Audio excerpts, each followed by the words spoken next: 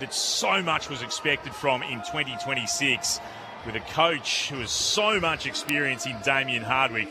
Have to argue it's been less than what would have been hoped for. Let's get the thoughts of our experts. There's some massive names out there. We're watching, of course, Brownlow medalist Matt Rowell right beneath our broadcast position. Christian Petrarca won a Norm Smith medal on this ground up against a dominant Fremantle side. The likes of Hayden Young, Caleb Sarong, and of course, as I mentioned, Luke Jackson, who is now considered in Brownlow medal contention. How does this all pan out? Who goes to who? Cara? Wowie? Yeah, it's an interesting question, Clint. So many big names out there. I mean, the first one we've spoken about, the ruck battle. Jackson, he's been in terrific form, the unicorn. Not only does he do it in the air, but at ground level as an extra on baller and can go forward and hit the scoreboard. So I'm really looking forward to seeing how Gold Coast can match Jackson in and around contests. But the midfield battle for me, do they send someone to, Brayshaw or a Sarong or a Bolt? I mean, you tag one, the other one gets off the chain, Wowie. So it's going to be a tough one in there. But then forward of the ball for Fremantle, the big three who have been in fantastic form. How do you stop that tonight? And no doubt Gold Coast have gone to work throughout the week. It's going to be a tough contest for the Suns, but look, anything's possible. You saw an upset last night, and who knows what can come of tonight. Yeah, that's right, Carol. It's an intriguing battle, really is, on a great afternoon so far. Hopefully it stays like this for the rest of the game too. But both teams with two rucks, with more assisting wits too, so that'll be interesting. I think both teams will go head-to-head. I reckon. We don't know, but I don't think there'll be necessarily a hard tag just yet. It could be completely different, but at the moment I think head-to-head, see how it pans out, see where it settles for a little bit, and then lock in if needed also. But you're right, I think their front half of Freo is really dangerous, and not necessarily just the three talls, which have been in fine form in the cohesion. Jamie Graham's done a fantastic job with this line group. Got a real connection piece. They play their role. Very structured in how they do it, but it's also their ground level players too, and when they get high up the ground and they pressure up near the midfield area, it's this then how they chain it and get ripped back inside 50 and it's their work rate too to create those handball chains, get their metres going, then get back inside 50, hit scoreboard crumb, and they're really dangerous in that area too, and highlighted by Reid, and if Bolton plays there, Switkowski, so they're very dangerous and they pressure up in the front half. So and then if they get their running game going off half-back with Clark leading that way, they're a dangerous outfit. So it all comes together. But I think what's been really impressive is how they do transition the footy, particularly between the arcs, when they do rip off half-back, when they do get their handball chains going. And it's pretty hard to stop when you get an open forward line like that. So, can Gold Coast defend this? And can they anticipate and press and get it right, and so they can stop Fremantle on its track? So big test for Gold Coast. I've seen my favourite Guernsey of the year as well, I reckon. Will Powell's got the long sleeve Gold Coast Guernsey. You don't see very often. Favourite. It looks good. It looks good. I'm a West Aussie returning back to play in front of his home crowd and played for the WA Origin side earlier this year. Will Powell, long sleeve, classic Gold Coast Guernsey. I reckon you see that very often and all, and I just reckon it looks great on him. Yeah. So just maybe wants to just stand out in front of the friends and family now that he's back the Claremont product. Good to get him back to, I reckon, the Suns into this lineup too. Huge. Probably replace Rioli off half-back. Yep. Because he was probably going well as an inside mid too, and just giving him something a bit different before he got injured. But yeah, his ball use off half-back today will be pretty important. Amazing when you look at Fremantle's record defensively. The 14 games, I know some clubs have played 15, but the 14 games they've played so far, still yet to concede 1,000 points. 977 points they've conceded so far, and that was with a number of games missing from some of their key players in defence as well, but they've just been able to continue to find a way. While at the other end of proceedings, Gold Coast, also with just the 14 games, sit ninth, 1,330 points today. I would argue that it's going to take an almighty performance from Sam Collins for the Suns today to have any chance. Whoever he goes to, and I suspect it will be the likes of Tracy to begin with, but he is an absolute key for the Suns' opportunities today. Yeah, and organising the defence that's in front of him, and he'll require a lot of pressure on the ball up the field, which it's really, really important for your back six, so don't get caught out the back and whatnot. So, as we know, team systems and team defence these days just requires pressure on the ball, particularly in that midfield area. Do you send Voss to him? Pardon? Do you send Voss to him to play the disruptor that he's done to a number of other intercept marking defenders? Interesting what he does. Ballard too, back in, who's again one of those ones. So, yeah, you'd probably think that Voss might have a role. But yeah, it's a challenge for Gold Coast. Voss might go to Mac Andrew. It might be on for young and old in the first 5 minutes because they're two hot heads. But again, you're right, Wally. Sam Collins, a massive influence back there in setting him up, but he needs some help and he needs some support all across the ground if Gold Coast are any chance to win this game. And I reckon it does come down to the pressure game. Score from turnover, and again they conceded a lot of scores last week from centre bounce, Gold Coast, and that's been a strength of Fremantle over the past 14-15 games. As always, your thoughts are welcome. 0437 774 774 if you'd like to send us a text. Graham Incarnate, thanks very much for getting in touch. Also mentioning the Dockers' tremendous performance in defence. Very strong defence certainly helps on the ladder position. Speaking of defenders, the captain's out there in the middle. Mitch? Alex Pearce from the Dockers has won the toss. They will kick to the City end of the ground. Noah Anderson and the Gold Coast Suns, they'll kick to the Graham Farmer Freo end, which is the left of our broadcast position. So an early win for the Dockers out in the middle. Akash Vodadar is with us downstairs, boundary side. G'day, Akash. Good afternoon, Clint. Good afternoon, everyone. It's clear skies at the moment. A few showers are forecast throughout the afternoon. It will be a bit slippery underfoot as well, and a top of 19 expected, about 16 at the moment. But all in all, right now, the conditions are good for the start of the game. Looking across to the starting benches for Fremantle, McVie, Johnson, Young, Dudley and Sean Darcy will start on the bench. And for the Gold Coast, Lombard, Ballard, Witts, Adamsall and Jepson. The Dockers are rocking at the moment. The ground is rocking as well. It is loud as we prepare for Fremantle versus the Gold Coast Suns. You feel that Gold Coast need to show something today if 2026 is not to just slip away from them. While for Fremantle, they want to continue this remarkable run and stretch it to 14 consecutive victories. Gold Coast have won their past 2 games, though, here at Perth Stadium. Between them, they've played 4 times here. The Suns have won just once, but it was the one that mattered most, last year's elimination final. Can the Dockers seek some revenge? Let's find out. Here's Mitch Turner. Ball up in the middle of the ground, comes down. Bolton and Anderson go at it. Can't take possession, either of them. It's locked up. Nick Holman starting in the middle of the ground next to Caleb Sarong as the ball goes back up in the air once more. Tuke Miller down ground level. Handball only found Switkowski for the Dockers. Bolton can't break through. Humphrey, he has a crack now trying to barrel his way through. Nick Holman maybe has a job, the 31-year-old, on Caleb Sarong. So once again trying to clear from the congestion, and Bolton is tackled by Matt Rowell. And Collins has gone to Jai Amos to start the game. Moyle taps it down to Anderson, immediately wrapped up by Switkowski. Contested game to start. Once again, ball goes up. Jackson over the top, knocked it towards Fremantle's advantage side. Hewlin stole it though, gave it to Anderson. His handball, a looping one off the shins of Miller. Petrarca overran it. Hewlin in there again. Zeke Hewlin gets it away, and now laying a tackle is Clark with the Dockers. Able to take Moyle to ground. Another stoppage. Still inside the centre square here at Perth Stadium. Sarong overran it from the restart. Tuke Miller was good. Got the handball across to Zeke Hewlin. Tumbles the ball inside 50. King tackled by Cox. Ball spills free. Still inside the Suns' attacking area. Erasmus tackled by Humphrey, now taken to ground. In a solid tackle, there'll be a ball up 40 metres out from the Suns' attacking goal. Travelled 90 seconds, no score.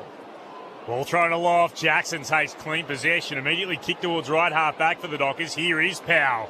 Broke the Switkowski tackle, stepped inside Brayshaw, kicks inside forward 50, spills off the Dockers' hand, out the back it was there for Brennan Cox. Dangerous hand pass, swept forward. Murray got it for the Suns, went into Holman. Under pressure, his kick ricocheted away and out over the boundary line for a throw-in, right where the 50-metre arc meets the boundary, left half forward for the Suns. No score opening 2 minutes. We're going to pause here, are we, and have a look. Has it taken a deflection for a lasso? This is ridiculous. Well, that's the call that's happened downstairs. So Holman trying to get the kick to it. The ball has bounced and then gone across the line just outside the 50-metre arc, which means to the letter of the law, that's last disposal out of bounds, and that is the lasso rule. But goodness me, that's not what it was brought in for. I don't mind the idea of it, but that's not what it was brought in for. The Dockers take the free kick and they move it quickly to Brayshaw at right half back. Brayshaw down the wing, couple of tall targets. Tracy, the best of them, takes the mark in between a couple of Suns. He's got Mac Andrew up against him, who levelled the scores last year in that elimination final before Swallow kicked the winning point. Tracy inside 50 to a diving. Patrick Voss takes the mark just inside the painted boundary line, just inside the arc of 50, and will kick about the right forward 50 junction. In fact, that's exactly where he marks his spot. Tight angle by Patrick Voss. Yeah, I just hate how that rule is being officiated, Clint. Personally, it's meant to fasten the game up and it actually slows it down. But it barely hit his foot. Ugh. It was knocked out in the tackle. It was ridiculous. Patrick Voss will start outside the boundary line. Kicks from 45 metres out. It starts right. It is swinging back. It hits the right upright. Off the woodwork. It is a behind to open proceedings here at Perth Stadium. 3.5 minutes played. That point is the only one score so far. It's the Dockers by 1. I know the idea was to take the question mark out, whether it was deliberate out of bounds or insufficient intent, but that was just a guy getting shoved as he tried to get a kick away. It's neither. Here's Jackson taking a big mark at right half forward as the Suns went beyond their defensive 50. Jackson for the Dockers. Trots back, glance to his left for a moment. Lead came up then from Bolton. Instead he'll go over the top of his head, inside forward 50. Frederick floating in from the side. The focus was on Tracy leading up.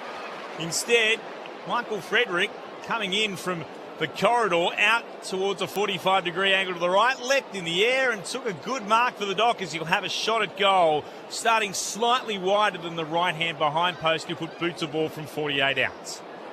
We're disappointed with that. The Suns in their team defence, no one rolled off to interrupt it at all. Pretty reliable normally, Frederick. Kicks on its way.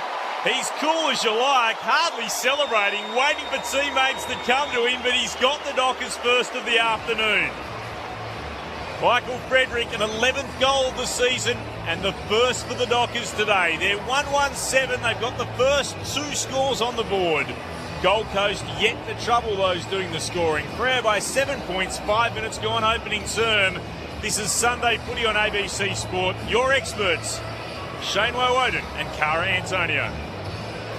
You see there the Suns' backs, real back shoulder, no one playing really assertive when the ball's 100 metres away, and to be a bit more aggressive with it and come off and intercept mark and help their teams, their backs out. Good bit of play by Josh Tracy too, just to protect the drop zone, had to pull out of the contest. Jackson v Moyle in the middle again. Moyle rose high, tapped it straight to Petrarca, handballs back to Moyle. That wasn't the plan, but they'll reset again. Good start by the Suns. Ruck has front position on Jackson, taps it down onto the path of Bolton though. Handball to Clark, his handball, a chaos one forward. Switkowski on the end of it, tackled by Zeke Ulan, forced him just to cough the handball up. Erasmus though was strong, came through, won the ball. Handball back to Warner, now to Chapman and Sarong. Looping handball into the middle of the ground to Brayshaw. Straightens up, kicks inside 50. Amos on the lead. Found some space. The Suns defenders lost again, and Jai Amos will have the set shot 40 metres out, almost directly in front. Something happened to Noah Anderson in the middle of the ground. He wasn't able to defend Brayshaw, who was an uncontested handball that went to him from Sarong. Jai Amos, who has had his kicking boots on for most of the year. 35 goals so far. Amos comes in and I don't know what boots he was wearing. It's away to the left. It's a shocking kick and it's a minor score. 1-2-8. The Fremantle Dockers. The Suns yet to score. 7 minutes played.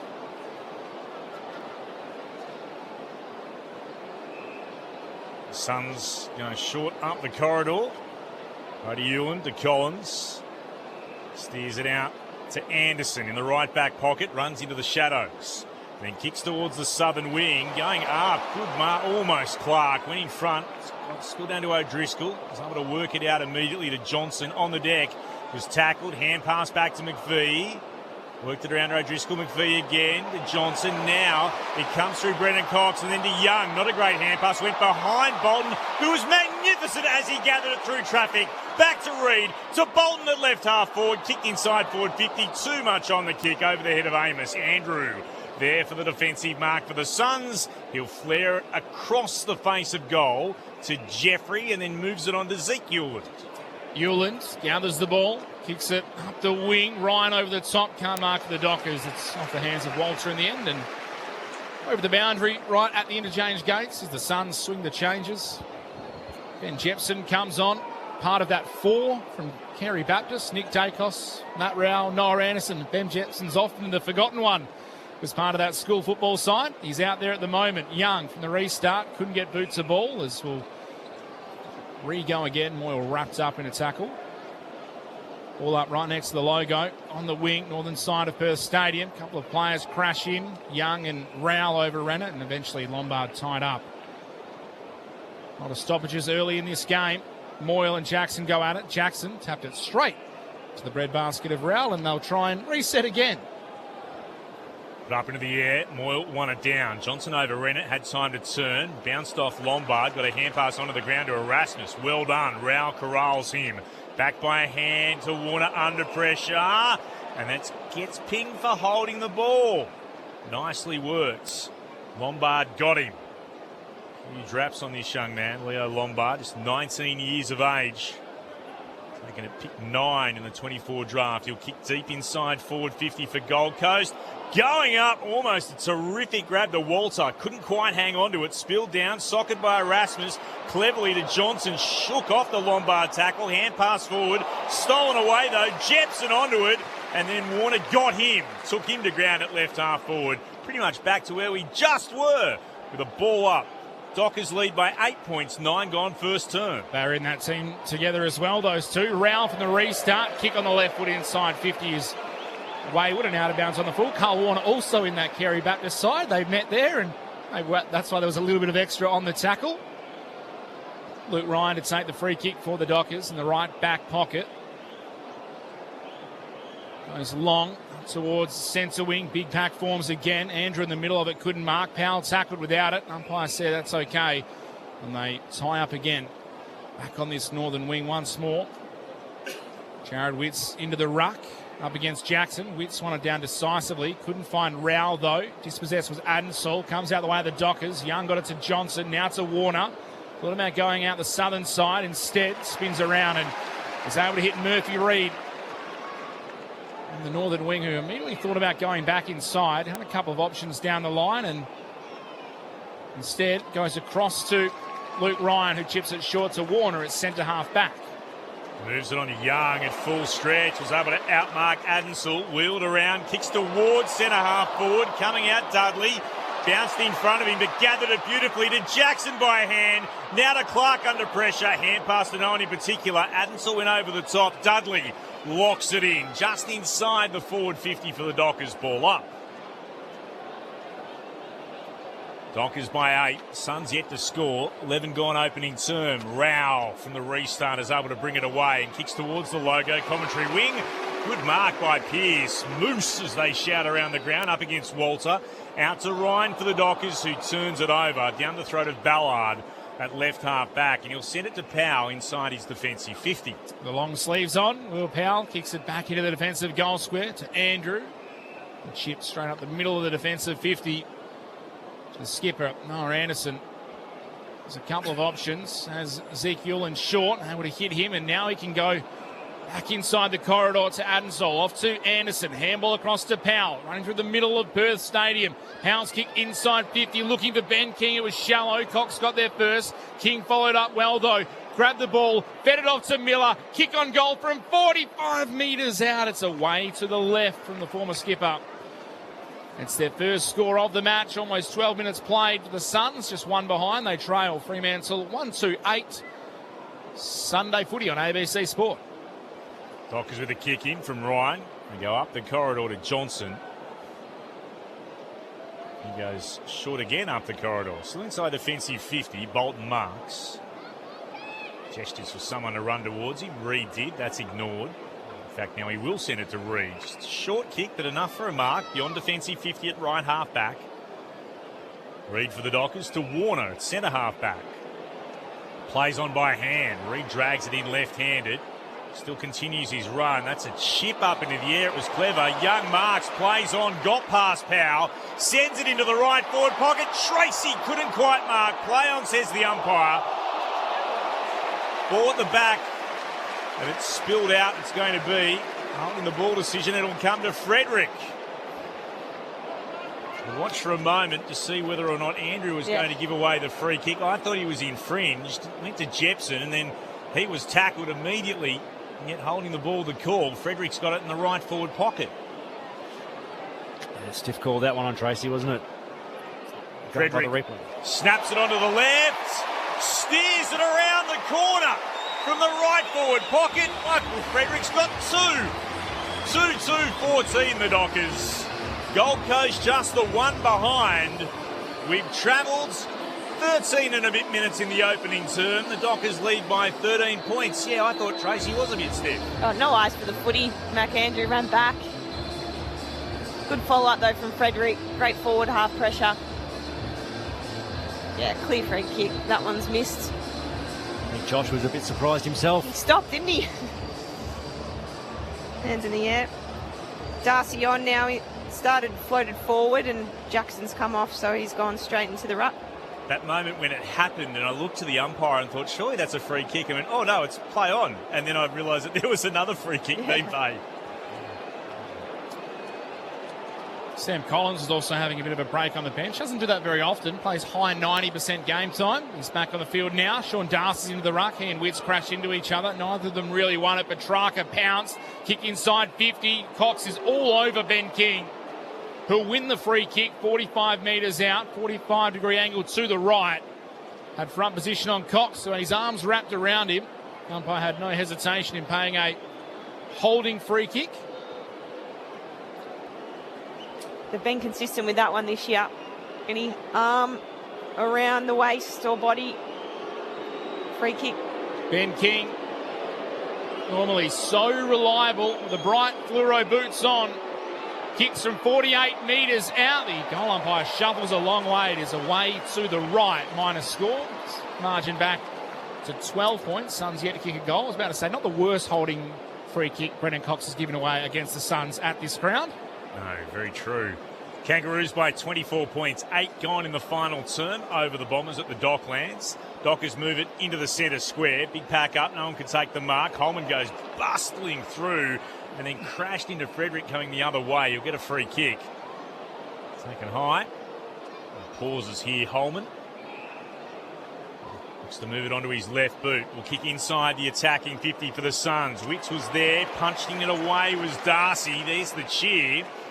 Impact from the big ruck back into the team, and a couple of his teammates give him applause too. They're delighted to see him back. Not playing since gather round with that calf injury. 2-2-14 the Dockers. 2 behinds the Suns. Throwing it left half forward for Gold Coast. Witts palmed it down onto a Johnson, went straight into Jepson, got dispossessed. Thought that could have been legal disposal, but no. Umpire said play on. Now that was intriguing. I would have thought there was prior. It's been locked in now and ball up the call. Darcy rucking and palms it down for the Dockers. Holman had hands to it, tried to tap it out, went to Erasmus though. Hand pass over the shoulder was beautiful to Reed. Kicks up in the air, and Tracy, great mark against Andrew, just forward of the wing. He's got it for the Dockers and sends it into the middle of the ground. Brayshaw in space again, takes the mark, has runners alongside him, gives it off to McVie, 55 metres out, over the top to Frederick. Michael Frederick is everywhere in this first quarter, coming up for a shot at his third goal. Great change of lanes, wasn't it? It was. Get it to the open side. They love to attack the corridor. Fremantle always looking for it. Great kick by Josh Tracy. Helps when you can mark one-on-one against a $1 million defender. Yep. Good overlap, Judd McVie. Just present of mind. Good composure, just to hit up Frederick. Michael Frederick will kick from 49 metres out. Drop punt on the way. It's 3 for Freddie. Michael Frederick has the first 3 goals of the game. That is a fast start for Michael Frederick. 3-2-20 the Dockers. The Suns just the 2 behinds. 17 and a half minutes left, and it's the Freddie show. Yeah, he played a different role last week against the Cats, playing more wing time against Ollie Dempsey. Back forward tonight, plays that connector so well. That high half forward role is so hard, relies heavily on what happens up the ground, but fantastic start for him. Already the 3 goals. 3 touches, 3 goals, not a bad start. Yes, poor handover by the Suns defenders. Wasn't a strong commitment to it. Frederick just found an open space. 3 best of 4 goals. He's on target at the moment. The Dockers win the clearance as well. Strong got a hand pass away to Bolton. Kicked high up in the air towards right half forward. Switkowski bounced in front of him. Got taken high and gets the free kick. Zeke Hewlin giving it away. Switkowski finds Frederick again. He's here, he's there, he's everywhere. Frederick into the right forward pocket. Amos can't mark. Up against Collins. Collins picks it up off the deck. Gave it to Rowell. Tackled immediately. Got the ball out. Collins on the ground. It's locked into him. Ball up. 40 out from goal. Deep in the right forward pocket for the Dockers. But up in the air. Both rucks had a touch. Holman's able to gather. Tackled by Sarong. Got it to Rowell. Kick was very quick. Worked along the line to Adensel. Now on in turn to Zeke Ewan. Will come down the commentary wing. Met at pace by Ryan, who's helped by Long over the boundary line for a throw-in. Long playing in defence at the moment, Ben Long. 19 goals, 9 for the season, but doing his work in defence for the Suns as we speak. The Dockers lead on the scoreboard by 18 points, 19 gone in the first term. Witts and Darcy lock up. Darcy gets the front position, taps it out towards the boundary. Rowell after it couldn't reel it in before it goes out of bounds. Matt Johnson up to 6 touches. Zeke Hewland for the Suns, he has 6 as well. Reset again. Boundary umpire spins it in front of our broadcast position on the northern wing. Darcy tap it over the back into the corridor. Miller, his handball was knocked down. Spills to Clark. Gets it away to Young for the Dockers. Somehow got a handball out to Sarong. Forward to Bolton. Now to O'Driscoll just in front of the centre circle. Runs his 15. Kicks inside 50. It's a little long for Amos. Tracks it towards the boundary. Can't reel it in. Out of bounds 40 metres out. So interesting with Darcy rucking. They've sent Jackson forward and Voss has come to the bench. So they've decided they can't have those 3 big blokes, or more than 3 inside forward 50 for the Dockers. It's thrown in. Darcy and Wicks will knock it away. Tracked towards the boundary line by Ballard. Jackson's right with him. Eventually it tumbles across, only about 10 metres to the left of the left-hand behind post. Kangaroos by 27 now. 13 gone in the final term against the Bombers at the Docklands. As we speak, the Suns are out of the 10. Darcy pumped it back into the corridor. Switkowski was out after it, couldn't quite gather. And that's a dangerous-looking kick that's gone out of bounds on the full. Frustration plus for Murray. Under pressure, it'll see a chance for Dudley. He's 55 from goal, looking for a lead. One was on, that's ignored. Goes in the direction of Jackson. Ballard gets the fist to it. Down to Andrew, who punches it forward again, only as far as Dudley, 50 out from goal. Sends it back to the teeth of goal. Stretching Jackson! There he is playing forward and having an impact, marking right in front of goals. He'll put boots the ball from 25 out. Hasn't he improved his aerial game as a player? Yeah. When he first come into the competition, those first couple of years, just around the ground, weren't really sticking. But this year, in particular, very good. Luke Jackson, 15-12 for the season. He's on his way in. Point blank range. Jackson doesn't miss. Goes to give Sean Darcy a big hug in celebration. They're back together out in the middle. Jackson's back on the goals kicking list. 24 points is now Fremantle's lead. They're 4-2-26. The Suns 2 behind. This is Sunday Footy on ABC Sport, ABC Radio, News Radio, Sport Digital, and streaming on ABC Listen. Your experts today, Shane Woden and Cara Antonio. Yeah, it's interesting now. Jackson's gone into the ruck. Darcy's stayed forward. Be interesting to see game or minutes, I suppose, of this quarter. Darcy came on at the start and played forward and then did the chop out in the ruck. So it'll be one to watch for the game. Daunting prospect when you had Jackson, Amos, Darcy all flying for that ball. Back in the middle, Young leads the race, has Holman for company. Couldn't gather, spills out of Petrarca, shakes the tackle. Now kicks under pressure inside 50, looking for a marking target. King goes back, can't take it, spills out to a teammate who's tackled immediately. And Humphrey, umpire said he took him on. Brennan Cox will be rewarded with a holding the ball free kick. The left back pocket for the Dockers. Send it out that southern side. Tracy gets to the front. Big fist came from Moyle at the back. It ricochets off a couple of hands. Spills in the end to Murray. Handball inside the Suns to Andrew. Was caught. Dispossessed. Holding the ball. Comes to Dudley. Handball to Brayshaw. Takes a bounce from the centre circle. Kicks inside 50. Amos worked Collins out of it. Took the mark. And will go back from directly in front, 45 metres out, and I will not comment on his goal-kicking boots. Jeez, I waited for a little while there, and he just refused to lead at the foot there with Brayshaw for a little while, and then just one little point back to the corridor. And Brayshaw put it on a dime. Great kick. They look lost, the Suns defenders at the moment. The ball's coming like that. Jai Amos from directly in front. Measured approach and a beautiful strike. It's towards the goals. He's hit the right post. Keeping a counter. That'll be 2 on that one.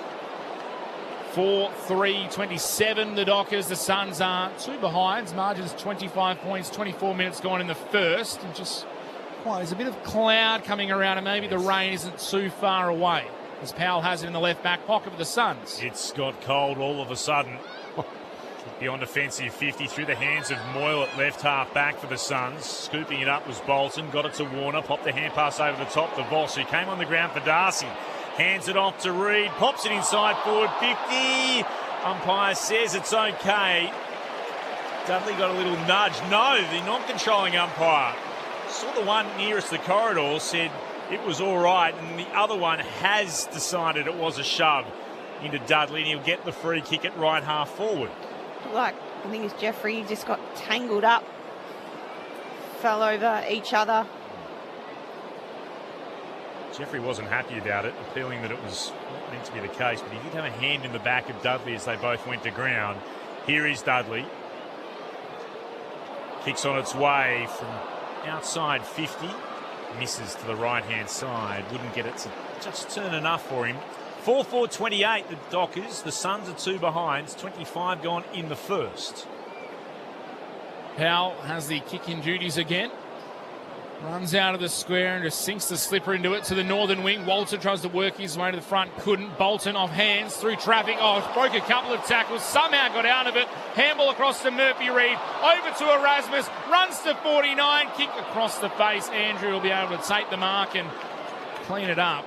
Wasn't his best kick, Neil Erasmus.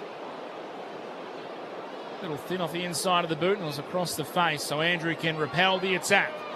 Kicks back towards the northern wing. Warner able to come across and punch it away from Jeffrey out of bounds for a boundary throw in 55 metres around from the Dockers attacking goal. Bombers have kicked the past 2 goals, so they're back to within 15 points. The Kangaroos 9-19-73. That's right, 9-19 to Essendon, 8-10-58. 18 gone in the last. Jackson will take it away from the restart, trying to just get a hand pass forward. Noble coming the other way, gathered, was tackled by Bolton. Ball up. Immediately thrown up into the air. Jackson palmed it down. Young ran over the top of it. Lombard on the deck, tries to pick it up. Young comes to him. Lombard spun out of that tackle. Bounced the hand pass along the ground, but only as far as Erasmus for the Dockers. Warner spilt it before he had it. Rao picks it up, doesn't do much better. Petrarca looking to go backwards to Holman, who's met immediately by Warner and wrapped up left half back for the Suns. The rains are coming. Very cold and gloomy here. Silvery skies. The Dockers have it. Jackson worked it out, eventually getting it to Reed. Tried to go along the boundary line. Lombard intercepted. Got it off to Rao. Back to Lombard, to Holman, to Lombard. Beautiful play by hands. The Suns through Lombard. They go across the half-back line to Zeke Ewan. They've got players streaming forward here, and the kick is in the direction of King. Slid out, couldn't mark. Pressure applied by Brendan Cox. Just got the kick away. Came out to Zeke Ewan. He was under pressure by Switkowski. Looked to tap it in the direction of O'Driscoll, who flicked it back again and found Brayshaw. Skipped away from one Sun. Not a great kick, but it works out all right on the bounce to Dudley on the southern wing. Dudley handballs it to the runner coming past, and O'Driscoll had to go back and gather it as the rain comes down. Dudley on the southern wing goes short to Brayshaw, and the patrons pull out the ponchos and duck for cover. The front five rows clearing or sheltering.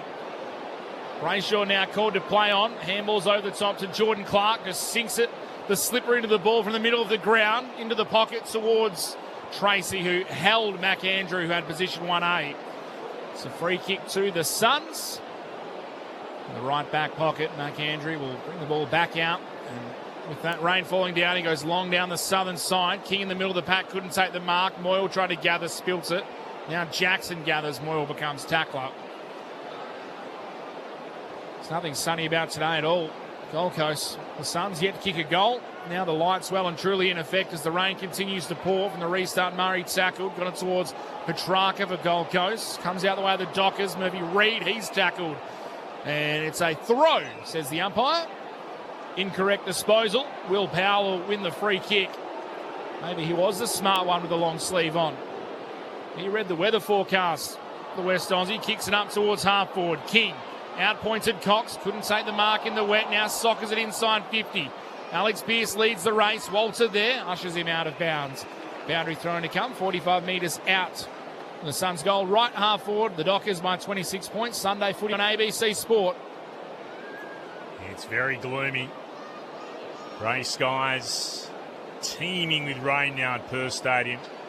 Ball spun back in. Jackson got there first against Moyle, got fingertips to it, but Rao's able to gather. Hand pass to no one in particular. King came out, bounced off him. Clark gathered, got hot, taken high. He'll get the free kick as the siren sounds for quarter time. It's a quarter dominated by Fremantle on the scoreboard. And in terms of possessions, 4-4-28 the Dockers. The Suns 2 behinds. The goal kickers for Fremantle, Michael Fredericks got 3. And then Luke Jackson, the other goal kicker. No majors for Gold Coast in that opening term. Quick score check for you in the other game. The Kangaroos by 20 points over the Bombers, so they've steadied again. 23 minutes gone in the final term. Kangaroos 10-19-79 to Essendon 8-11-59. Fremantle lead by 26 points here at Perth Stadium, wherever you're listening on ABC Radio, News Radio, Sport Digital and streaming on ABC Listen. This is Sunday Footy on ABC Sport. Don't do it. Don't do it. Hi, I'm Andy Lee, and that's Wiz. Oh, he did it. And we're back with a new season of the kids' favourite, Do Not Watch This Show. Make sure you're not watching. Oh, I agree. Friday, July 3 on ABC iView. This is the 2026 AFL Premiership season with ABC Sport. Jackson for the Dockers, trots back, instead he'll go over the top of his head, inside forward 50, Frederick floating in from the side, pretty reliable normally. Frederick kicks on its way, he's cool as you like, hardly celebrating, waiting for teammates to come to him, but he's got the Dockers first of the afternoon. Sends it into the right forward pocket. Tracy couldn't quite mark. Play on, says the umpire. Ball at the back. But it's spilled out. It's going to be the ball decision. It'll come to Frederick. Frederick snaps it onto the left. Steers it around the corner from the right forward pocket. Michael Frederick's got two. Brayshaw in space again, takes the mark, has runners alongside him, gives it off to McVie, 55 metres out, over the top to Frederick. Michael Frederick, kick from 49 metres out, drop punt on the way. It's 3 for Freddie. Down to Andrew, who punches it forward again, only as far as Dudley, 50 out from goal. Sends it back to the teeth of goal. Stretching Jackson! There he is playing forward and having an impact, marking right in front of goals. He's on his way in. Point blank range. Jackson doesn't miss. The AFL on ABC Sport. On radio ABC Sport Digital Radio. and ABC Listen. Fremantle lead by 26 points at quarter time. Mitch Turner tells me that is Gold Coast's first goalless opening term of the season. Just the 2 behind scored by the Gold Coast Suns in that opening quarter. What did our experts make of it? Let's find out. Shane Woden and Cara Antonio on ABC Sport. Well, again, before the rain came down, it was a dominance from Fremantle. Just, they're not winning clearance or hit-outs, but it's the work from inside to out for me. They're plus 35 in uncontested possession, so clearly their ball winners are going to work on the inside, but then just their link-up off halfback, while we have loved the run and carry, the turnover from D-mid, really, to create scoring opportunities, and 3 of their 4 goals have come from turnover. Time in forward half was massive that quarter, and just Gold Coast can't connect at the moment and hit the scoreboard for, I mean, again, forwards not really getting opportunity. The inside 50 is 16 to 10, so they're getting down there, but just playing into the hands of the Freo defenders at the moment. Yeah, sure. Certainly, Cara. The 3-3 from front half turnover, so they've been pretty solid. Their tackle pressure too in and around the contest in that trough area has been exceptional. You know, Josh Tracy even on a couple of occasions landed some big tackles, but the inability for Gold Coast to then absorb that pressure that's inside and use the footy, it's not where the Fremantle Dockers are at. I love what Fremantle can do inside that in that contest area, where they have actually absorbed the pressure, test the tackle, drive their legs and use hands and shape the footy and get out. And then transition the game. Both teams are bringing up forwards into the contest at stoppage at the moment, and I think it's a bit dangerous for Gold Coast. They might just have to look at whether or not they drop off or not, because if it's Bolton or Reed and they come up, they get free air in between the arcs, and that's how they use their hands getting through. So they've started well, in particular Michael Frederick, who's kicked the 3 and been dangerous inside front half. I'll run through the full stats in just a second, but for the Suns, John Noble, Bailey Humphrey, Ben Long, Jed Walter, none of them have a disposal. Yeah. John Noble, that's one you'd expect, and Bailey Humphrey we spoke about pre-game, so... Can't get their hands on it. It's minus 40 in disposal already at quarter time, and very low possession rate for Gold Coast for the first quarter, only 62 possessions, so it's very low at AFL level. For the Dockers, though, Murphy Reid has 9, Shea Bolton 8, Dudley with 7, and then 6 apiece to O'Driscoll, Brayshaw, Erasmus, Young and Johnson. For the Suns, Zeke Hewlin and Will Powell have 7 disposals each, 6 for Matthew Rowell, 5 for Leo Lombard. The clearances going the way of the Suns, 9-6. The hit-outs their way as well, 18-10. But the inside 50s are going the way of the Dockers, 16-10. They've had 6 marks inside 50. The Suns yet to have one so far. The Dockers lead by 26 points. Rain has eased, but it continues to tumble down here at Perth Stadium. Shout out to Leon listening in from Cooktown in Queensland. Good you could be with us. Wherever you are, let us know. 0437 774 774. That's the text line. If you want to tell us where you are, or indeed ask a question, make a statement. If you're a Suns fan, listening throughout Brisbane News Radio on ABC Gold Coast, you'd be very concerned with this start. Kangaroos, the lead has been cut back to 14, but they're into the 29th minute of the final term. 10-19-79 plays the Bombers 9-11-65, as we mentioned before on the live ladder. That means the Suns are out of the 10. The Roos are in there from the restart. Jackson gets it down against Witts. Taps it to his own advantage. Gathers. Gives it off to Sarong. He'll wobble a kick for the Dockers towards left half forward. Switkowski under pressure couldn't gather. Noble could. Gets a hand pass away. Adensel picks it up. Tackled to ground by Tracy. Locked it in. Took him to the turf. Ball up. Right beneath our broadcast position here on the northern wing. Witts with the more telling tap, but Jackson was able to steal it away. Got knocked out of his grasp. Lombard's kick was straight into Warner. Ricocheted away. Rao gathers for the Suns. Held into him by Brayshaw. We're back where we were just seconds ago for another ball up. Into the air once more. Both rucks had a tap. Lombard got a kick away. It burns along the turf towards right half forward. King tries to get there. Brendan Cox was right with him. Instead, it's across the boundary line, so it will be last disposal out of bounds and a free kick here for Brendan Cox of the Dockers. And from left half back, he'll bring it back towards centre wing. Tracy out, couldn't quite mark. Spilled off his hands. Bolton gathers, hand pass to Jackson. Jackson, handball forward to Murphy Reid. Quick little clever handball to Bolton. Runs inside 50, takes the bounce, arches the back, skies the ball across the face. The numbers are coming. Gold Coast Suns players spoil each other in the end, Jeffrey and Bodie Hewland. And it's out of bounds, off hands. By the way, that other game is finished now. North Melbourne 10-19-79.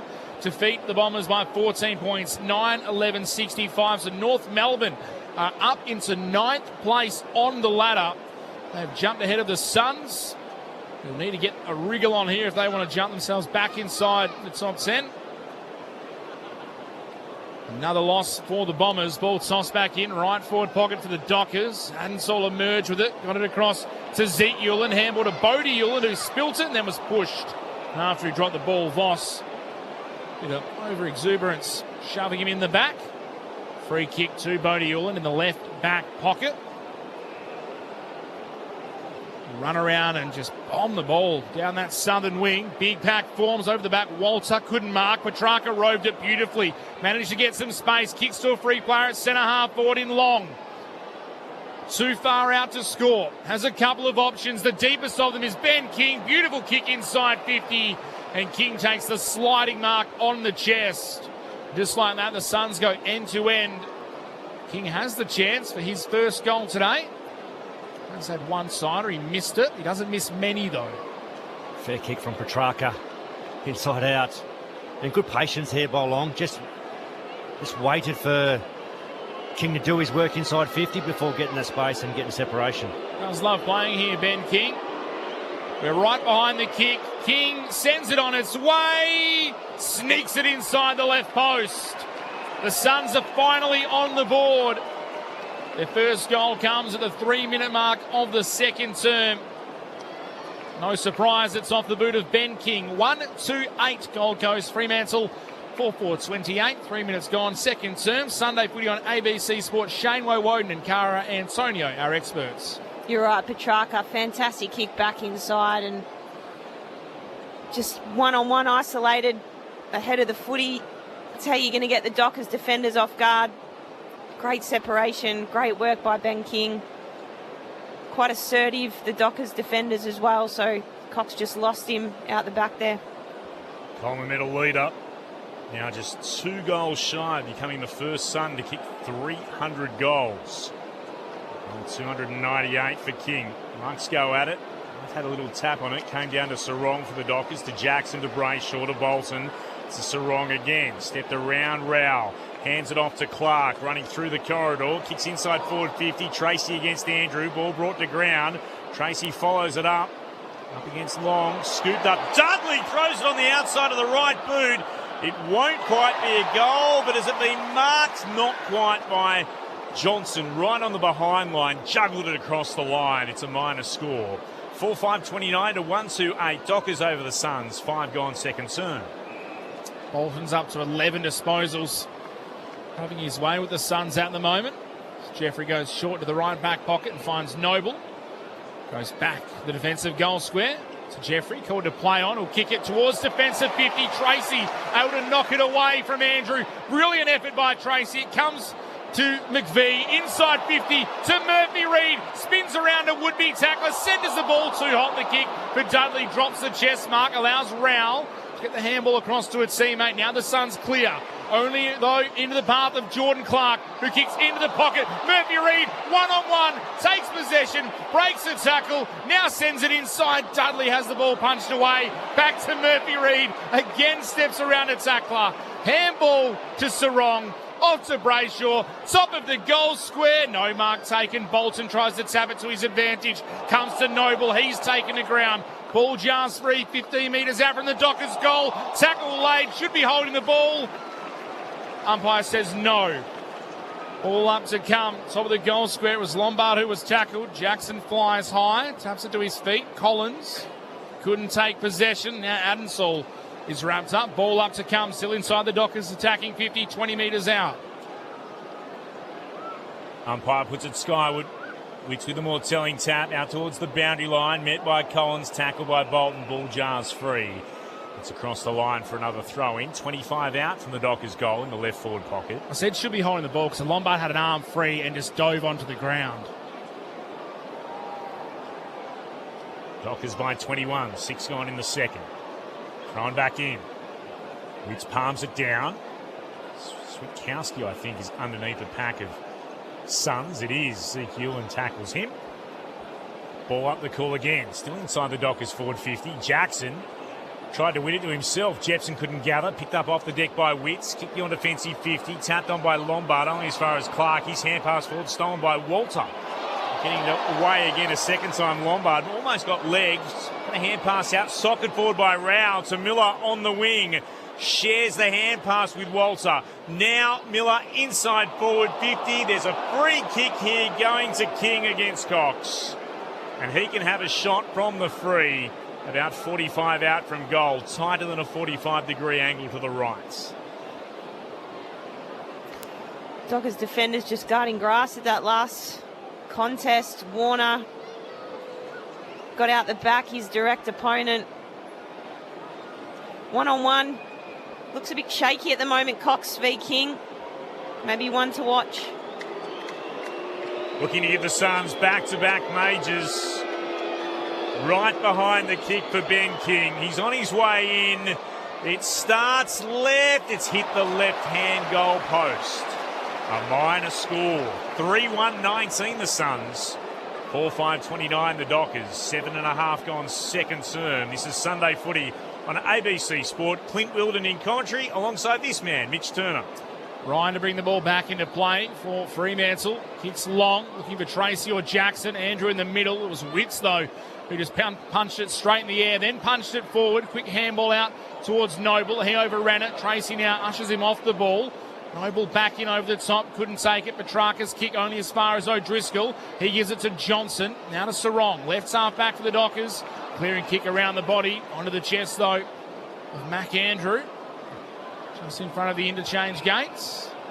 What about the quick kick to Petrarca? Instead goes laterally to Zeke Hewlin, who's had a strong game so far. The youngster wearing his brother's old number. Now kicks towards half forward. Lombard on the lead, able to get free and take the mark.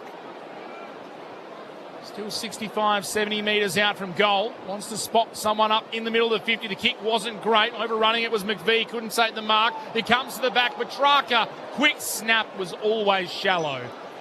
Through the middle of the behinds. That's what he gets.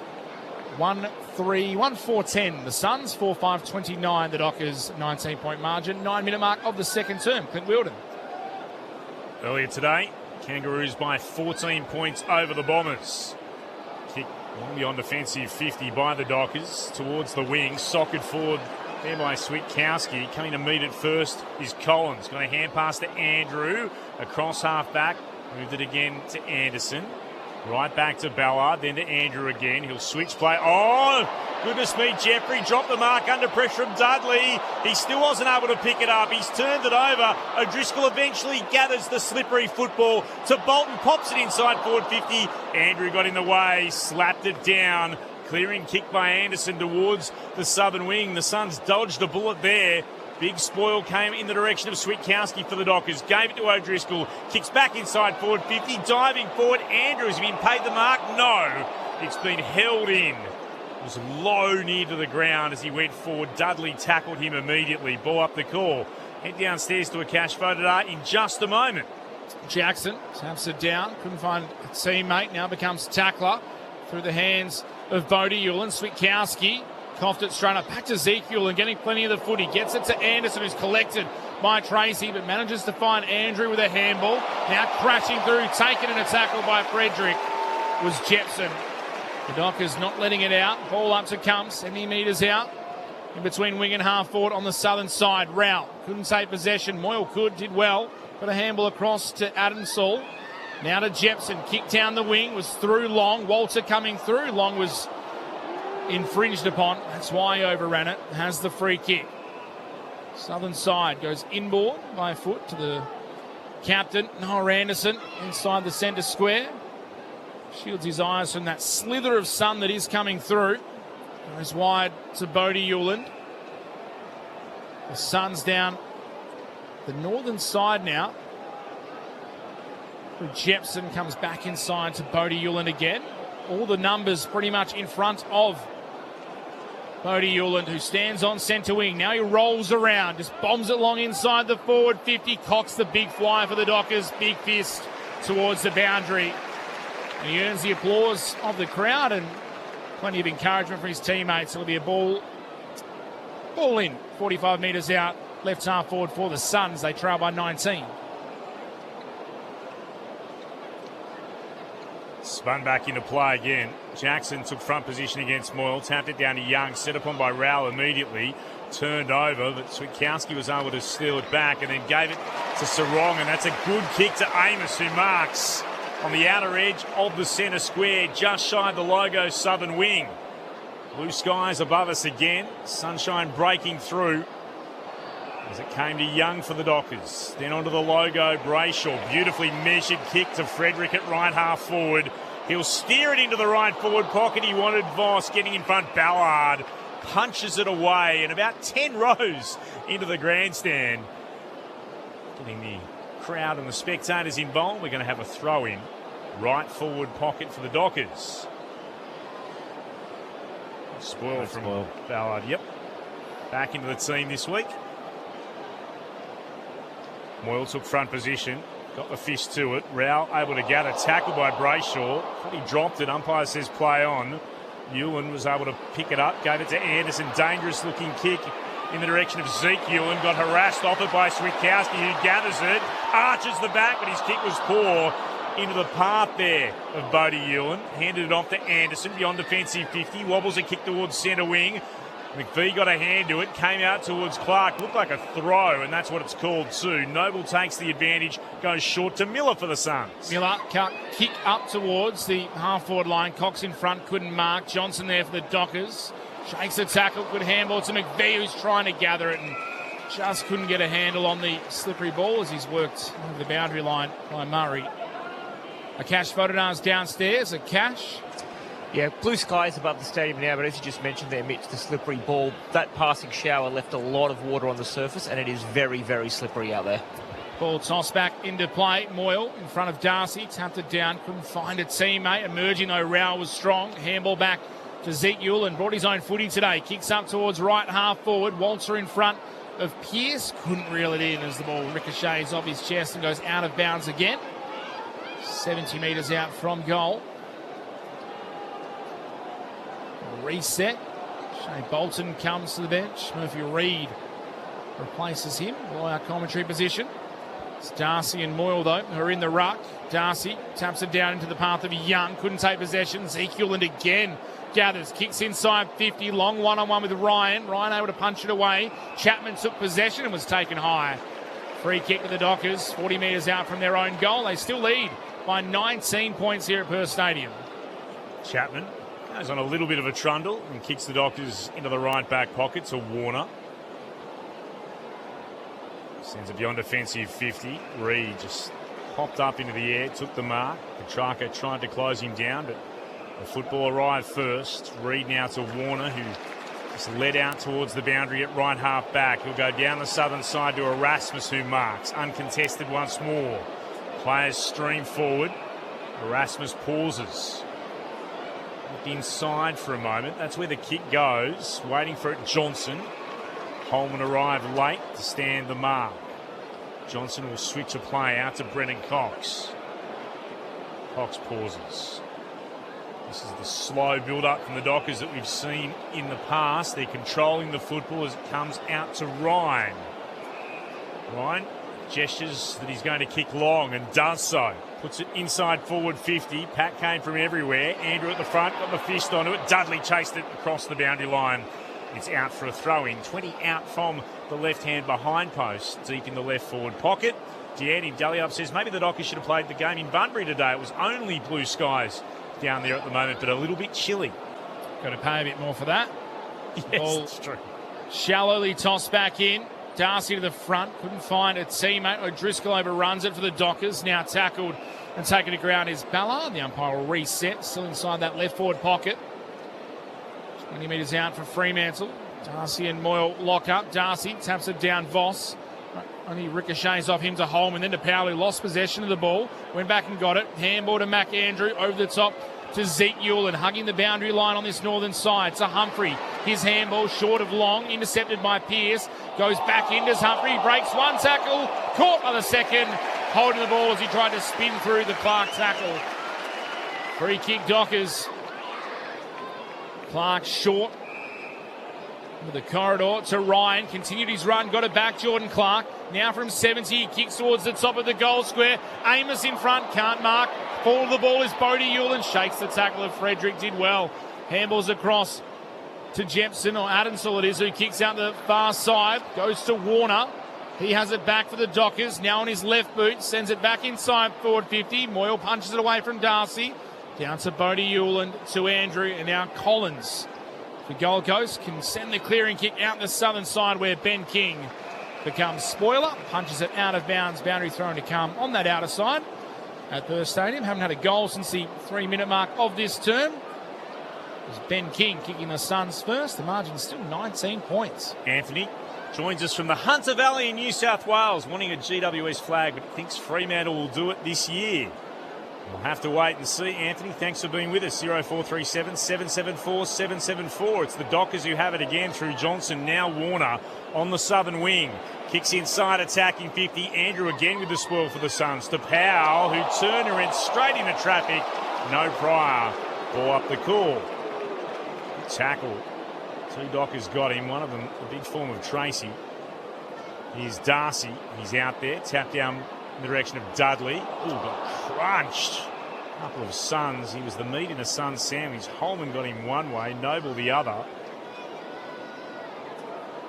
Kennett's a ball up in the forward pocket for the Dockers. Darcy palms it down again. Went to Petrarca. Tried to get a hand pass out for the Suns. Had to pick it up off the deck a second time.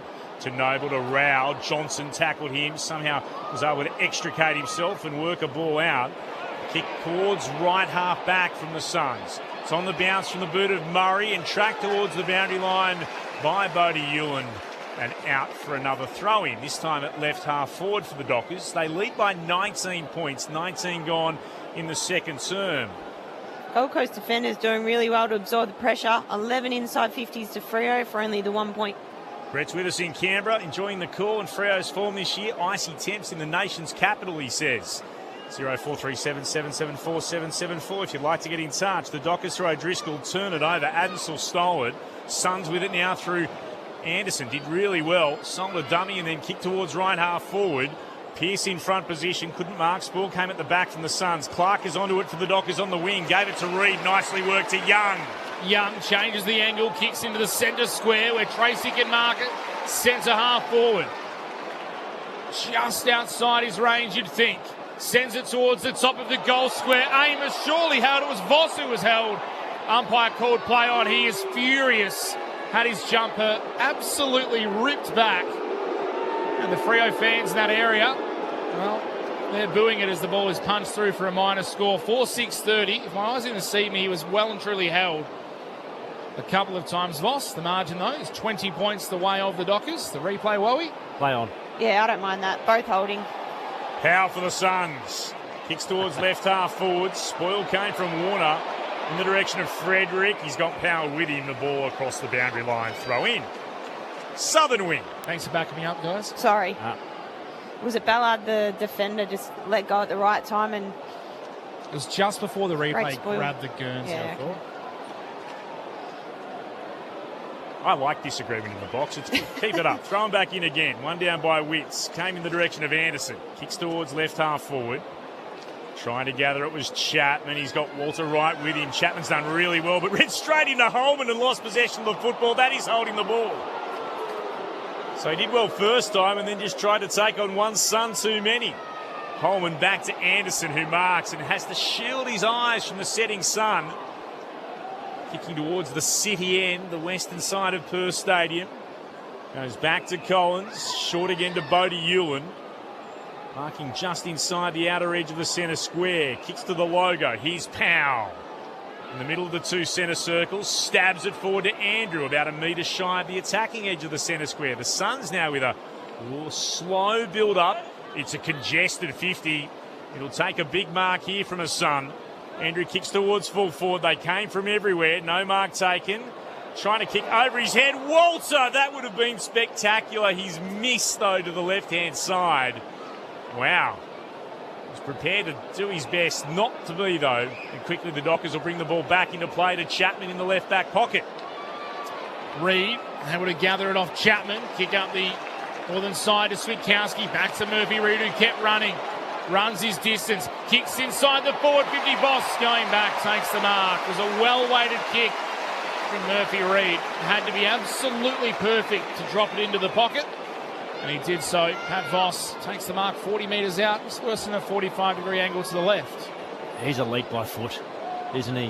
Whether it's offside, just the touch he has, sees it well, and just connects the team really well through the arcs. At about a metre either side of Patrick Voss, and he got it right in the middle. Kick to come. Voss from 45 off the side of the boot. It won't score. It falls short off the hands of a couple of Gold Coast defenders. Down to Holman, to Murray. Works it out the southern side. Just kicks to open grass. Leading the race there is McVee for the Dockers. Manages the handball to keep it in play, and then taps it to Clark, who... No, he didn't manage to keep it in play. Free kick. It's going the way of McVee, who was dealt with once he did handball it back in. He goes laterally and backwards to Luke Ryan, who had a fumble, gathered, and kicks to Jordan Clark at centre half back. Clark sends it back towards the southern wing, misses his target. McVee's able to tap it down to Brayshaw. Spun out of the attempted Suns tackle. Back to McVee. Now on in turn. Comes to Erasmus, to Reid. Holman got him. That's a great tackle from Holman. They'll take the advantage, the Suns, and immediately they turn it over with Ryan spoiling Petrarca, waiting underneath. It came to Bolton, spun in a tackle, but got a hand pass away to Dudley. Now back to Erasmus, who misses. To the right-hand side, he kicked from about 45 out from goal, right forward pocket. 4-7-31 the Dockers, 1-5-11 the Suns, 23 gone in the second term. Noble has it at right half back, plays on, takes two bounces, kicks into the smothering Hayden Young coming forward. Just trying to get something going there was John Noble, and Young did very well to smother the ball out of bounds right in front of a Cash Fodenar down there, who's embracing the cold weather, hoping more of that sun comes out. Ball spun back in. Witts in front of Jackson. Jackson made a contest. Anderson, though, took it, kicked the ball up the wing. Pearce was in front, couldn't take possession. Now Miller gathers, handball forward to Long. He tried to handball it forward again, and he missed his hand completely. O'Driscoll over the top, knocks it towards Luke Ryan. Handball to Hayden Young on the northern wing. Terrible kick inboard. Trying to be precise and kicked it straight onto the chest of Jeffrey, who has it between wing and half back. Nice little kick up the northern side to Holman with that flowing blonde mullet. Takes the mark on the AFL logo. Chips sideways into the centre square to Anderson, and we see the Dockers again getting numbers back behind the footy, which they've done all quarter. Anderson called eventually to move it on.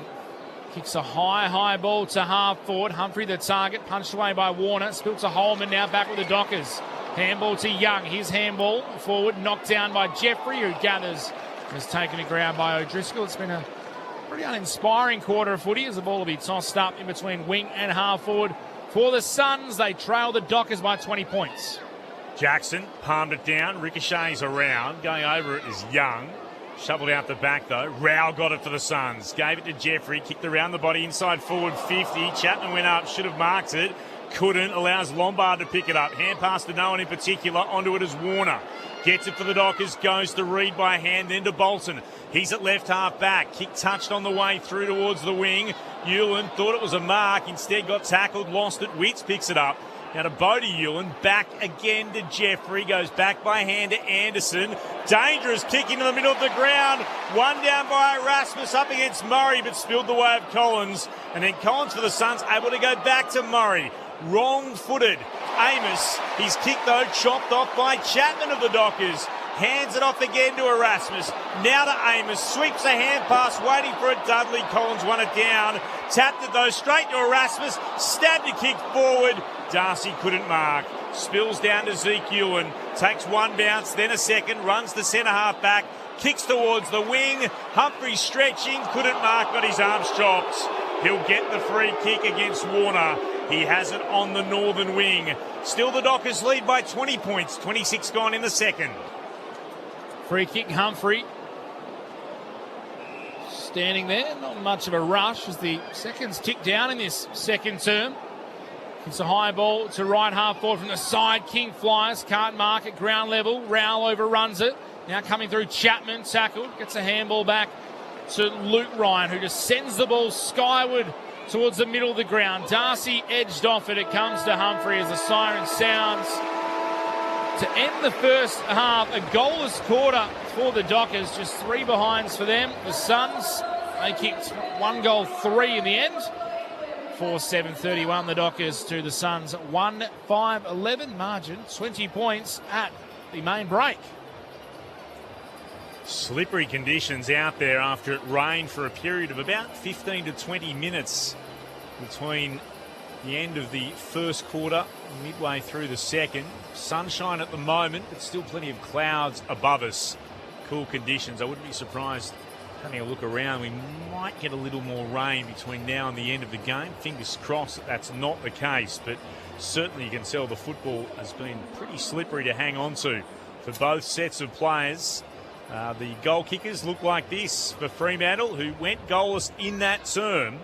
3 to Michael Frederick and single to Luke Jackson, while just the 1 goal so far to the Gold Coast.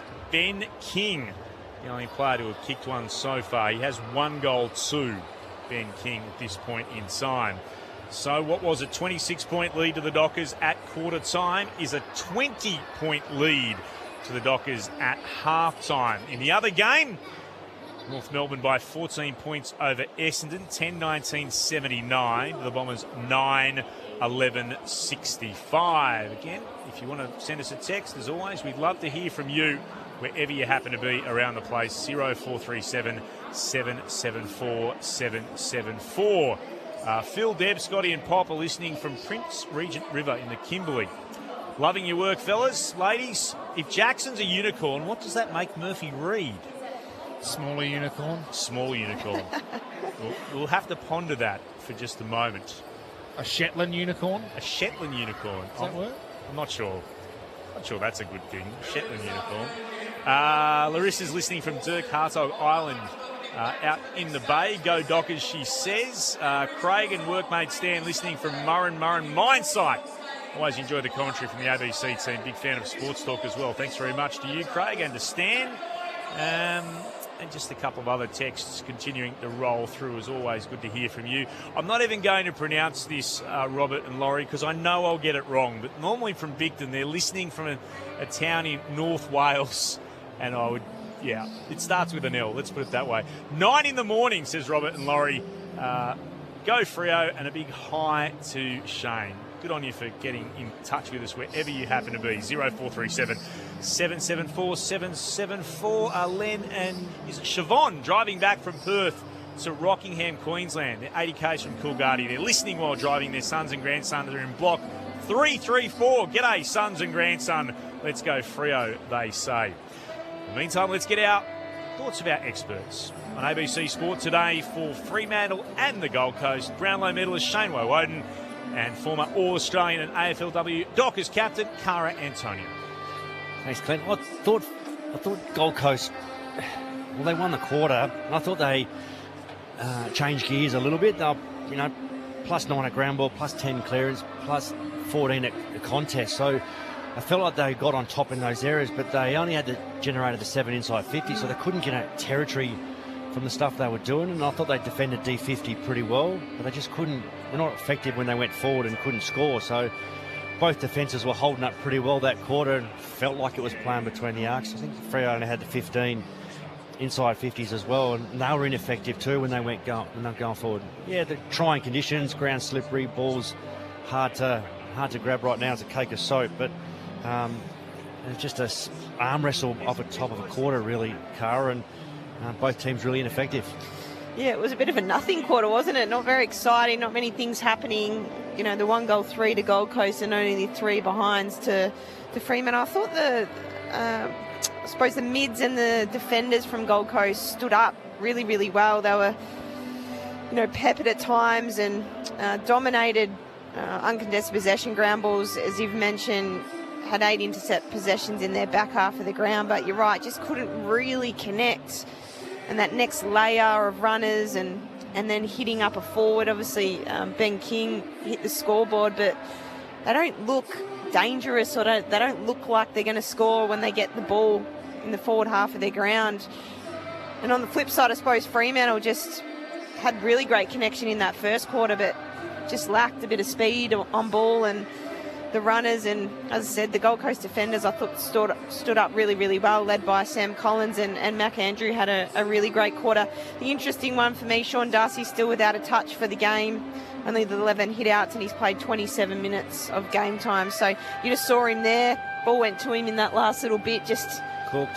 Absolutely cooked, slow off the mark, couldn't chase out, and lacked a bit of pressure there. So yeah, can't get his hands on the ball. Again, getting a few hit outs, but Gold Coast dominating hit-outs and clearances at the moment. Yeah, it's good. It's good to see them improve in that area. It's been well documented of late how bad they have been from a clearance differential point of view, and then obviously scoring from those areas too. So that hasn't come to play. But they're generating in there. They're getting the ball forward. Probably whether or not they're getting too high as those small forwards and can't get back to help get to ground level and compete at the next contest. So maybe a structural thing that might have to change at the half and see what they can do to be able to score and get some inside 50 entries as well too. But a much better quarter because you felt like after quarter time that Freo were all over them. They're going to kick a big score. And the rain obviously helped and slowed things down a little bit, but they still look the better team at the moment, just cleaner. So fundamentally a lot better than what Gold Coast have been. But good to see them stem the flow a little bit. 4-7-31 the Dockers, 1-5-11 the Gold Coast Suns. There is one perplexing text on the line. Paul, afternoon. It astonishes me that the AFL media collectively aren't aware before he was injured. Darcy was prominently starting quarters on the bench with Jackson as the number 1 ruck. Go Dockers. No, I think we were, but at the same time, that doesn't mean we're not going to discuss when he comes back if his role won't change. And also, as I've been told many times when I was first broadcasting radio, remember, people can't see the bench. Yep. People can't see who's on the ground.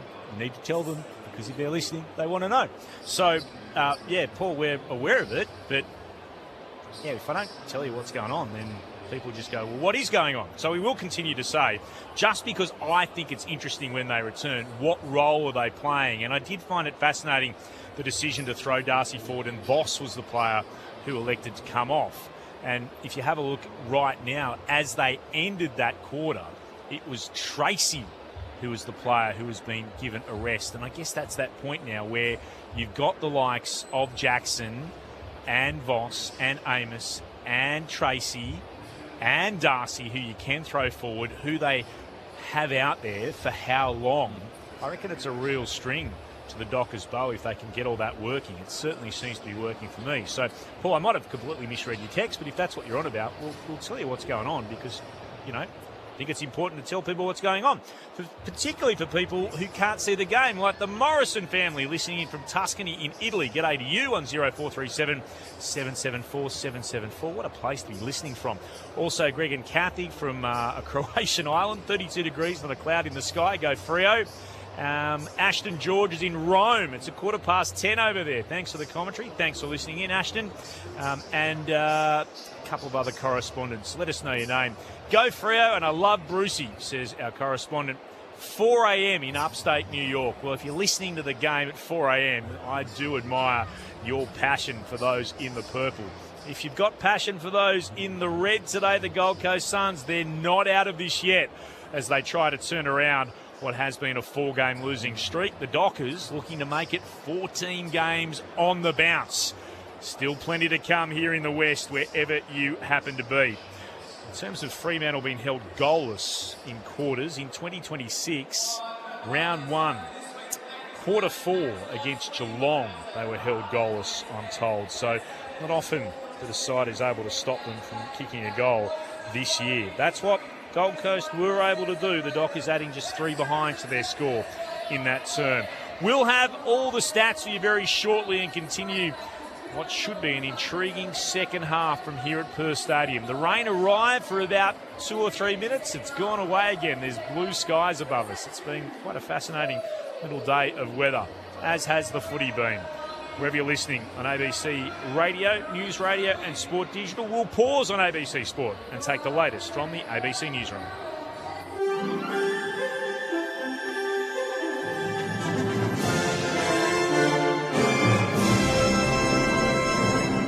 Hello, this is ABC News with David Rowlands.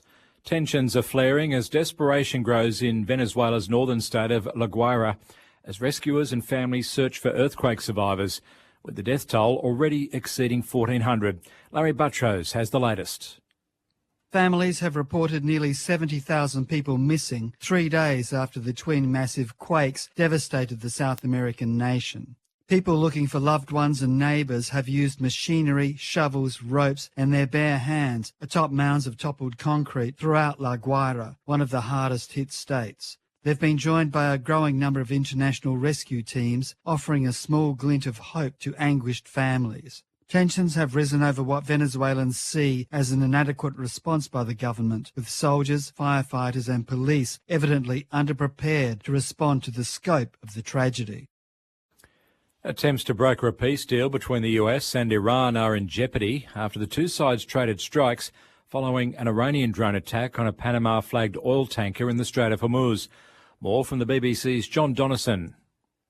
The supposed ceasefire is at risk of collapsing. For a second night running, the US military bombed Iran, hitting, it said, 10 military targets in and around the Strait of Hormuz. Tehran said it responded with ballistic missile strikes on US bases in Bahrain and Kuwait. The exchange came after another tanker in the strait was targeted by an Iranian drone. The vital shipping lane through which 20% of the world's oil passes has not reopened in any significant way since the US-Iran deal was announced. Meanwhile, Bahrain says it's intercepted several attacks from Iran, but that a residential building was struck, although there were no fatalities. Europe is continuing to swelter in an unprecedented heat wave, with more than 200 million people experiencing temperatures of over 35 degrees Celsius yesterday. The heat wave is now hitting Germany, Poland, the Czech Republic and Hungary, with scientists saying it's the most severe ever recorded in Europe. The heat is also causing glaciers to melt more quickly in Switzerland, as the country's head of glacier monitoring, Dr. Matthew Huss, explains. According to our data, we're losing as much water from the Swiss glaciers to fill up one Olympic swimming pool every 6 seconds. And this now lasts for 2 weeks. So as long as this heat wave is ongoing and day and night every 6 seconds.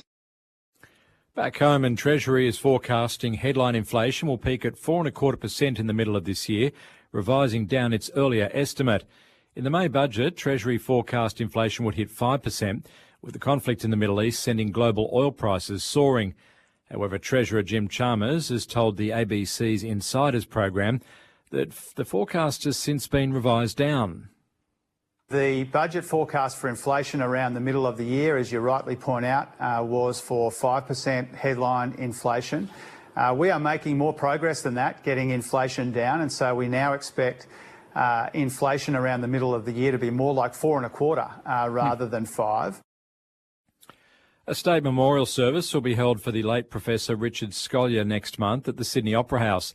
The former Australian of the Year and leading pathologist died of cancer on June the 8th. The federal government says free tickets will be made available for the July 13 event. The New South Wales government is investing another $34 million in shark spotting drones, expanding year-round surveillance to around 70 beaches across the state. From July the 1st, all Sydney beaches will be covered, with extended dawn-to-dusk patrols aimed at improving shark detection and beach safety. Premier Chris Minns says the investment is about putting more eyes in the sky to spot sharks earlier.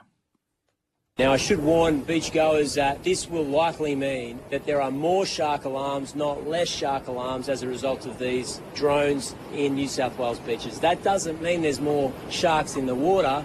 It means that we're spotting more of them earlier and letting swimmers and surfers know to get out of the water. And police have charged a man over the death of a baby boy from Queensland's Wide Bay 2 years ago.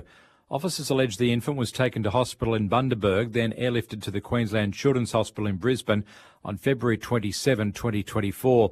The baby died 5 days later on March the 3rd. A 22-year-old man has now been charged with one count to each of murder and torture as domestic offences. He's expected to appear in the Bundaberg Magistrates Court tomorrow.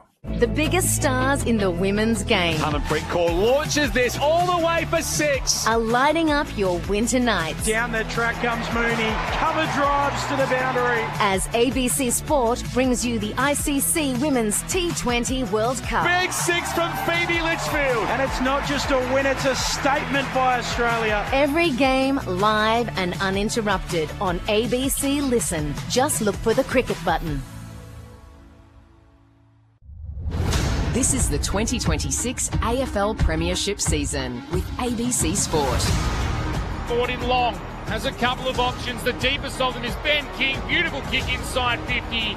And King takes the sliding mark on the chest. We're right behind the kick. King sends it on its way. Sneaks it inside the left post. The Suns are finally on the board. Slippery ball. That passing shower left a lot of water on the surface, and it is very, very slippery out there. Reed able to gather it off Chapman. Kick up the northern side to Switkowski. Back to Murphy Reed, who kept running. Runs his distance. Kicks inside the forward 50. Boss going back, takes the mark. It was a well-weighted kick from Murphy Reed. Had to be absolutely perfect to drop it into the pocket, and he did so. He's a leap by foot, isn't he? Whether it's offside, just the touch he has, sees it well. The AFL on ABC Sport. On radio. ABC Sport Digital Radio. And ABC Listen. Good to have you back here at Perth Stadium. Both teams are out on the ground warming up for the second half. It's all about whether or not the Suns can find a way back. They trailed the Dockers by 20 points at half-time, but they were able to cut into that margin of 26 at what was the first change. The weather, for what it's worth, blue skies mostly above us. It's been an odd day. It was beautiful when we arrived, and then it got really cold and overcast, and it absolutely hammered down for about 20 minutes. And now everything looks all good again. It's amazing how these things change as they do. A couple of scores in the rugby league. The Raiders beat the Dragons, no shock there, 24-16. And the Knights have beaten the Tigers 12 points to 6 to wrap up round 17 of the National Rugby League. Earlier today, North Melbourne by 14 points over the Bombers. As we welcome our listeners joining us from the rest of the nation to Perth Stadium. I did find the halftime chat interesting about this game should have started later. It's interesting that our Victorians never think maybe their game could have started earlier and therefore the two games wouldn't run into each other. It's all about pushing the WA game back. But, you know, I'm just going to put it out there. It's always good to have a difference of opinions. But a big shout out to Half and Bob Murphy and everybody else over there in Victoria. It is half time here The Dockers 4-7-31 to the Suns 1-5-11. Clint Wilden with you alongside Mitch Turner in commentary. Our experts Cara Antonio, the former All-Australian and AFLW Dockers captain, and the Brownlow medalist in Shane Woden. The goal kickers, Fremantle, Michael Frederick with 3. Luke Jackson with 1. There's only been one goal kicker for the Gold Coast Suns in the game. Ben King has 1 goal, 2. Really could have had at least 2, potentially 3. But he sits on 298 goals, looking to become, hopefully for the Suns, sometime today, their first ever 300 goal kicker. Mitch Turner's got all the numbers in front of him, or he will in just a moment. Mitch, what do they tell us? Disposal getters will run through some individuals for you. Murphy Reid leads everyone on the ground. 18 disposals to half-time, on track for a career best. Jordan Clark and Shea Bolton, 14 apiece, 11 for Nathan O'Driscoll and Neil Erasmus. For the Suns, Noah Anderson has 16. Zeke Hewlin with 14 of his own. His brother Bodie has 13. So does Leo Lombard. Matthew Rao with 11 apiece. Team stats, the numbers that matter the most. The clearances going the way of the Suns, 23-10. They're dominating in that area. The tackle count, 48 to 29. The Dockers way, inside 50s. Fremantle lead that 31-17. And on the scoreboard, they lead 4-7-31 to the Suns 1-5-11. Always interesting to hear where the Fremantle diaspora are around the world. A bit closer to home. Claudia's on a Sunday run around the lakes of Perth. Thanks very much for the coverage and the weather updates. Good on you. Good on you for touching us in as well. The Baker family, Nat, Scott, Charlie and Mia listening to from Denmark. Thanks very much, Dexter and Cheryl, wherever you are. As always, love to hear from you. Be part of the coverage. If you want to send us a question or make a comment, 0437 774 774. That's the number to text in on. Good crowd in, around about 45,000 or so, I would suspect. Maybe even pushing up a little bit more than that. There's a small group of Suns fans at the Farmer Freeway end of the stadium. Ponchos are out, the beanies are on. It's been a cool afternoon by WA standards. Second half about to get underway. Mitch Turner with you. Moyle v Jackson in the ruck. Moyle got the better of the tap, but the out-of-area umpire called a hold going the way of the Suns. Matthew Rowell, the recipient, in the middle of the ground. Will run his measure, kick the ball deep inside the attacking 50. Big fly! Walter couldn't hang on to it at ground level. Spills the way of the Dockers. Sarong able to get it to O'Driscoll. His handball to Powell from the Suns, who was held. And he'll win the free kick. Massive fly from Jed Walter. Was unable to hang on. Will Powell telling the umpire he's going to back himself. He's got a good shoe. Man on the mark. Well, he stands 53 metres out, but he can wheel around and sneak some distance. See a replay of Walter's attempted grab. Driscoll had to get that on the boot. Just get some territory early. Will Powell in the long sleeves. Very deliberate, slow, methodical approach. Kicks from 60 metres out. He gets good purchase on the kick. It's right to the line. It hits the post. About 4 metres up too. He had to carry Will Powell. That would have been a cracking goal. Not to be though. 1-6-12 the Suns. The Dockers 4-7-31. 19-point margin. A minute and a half into the third term. Will Powell in the long sleeves as well. The Suns in there all red. Jumper, the shorts, the socks. As the Dockers move it to right half back. Tracy involved, not a great hand pass. Rao onto it.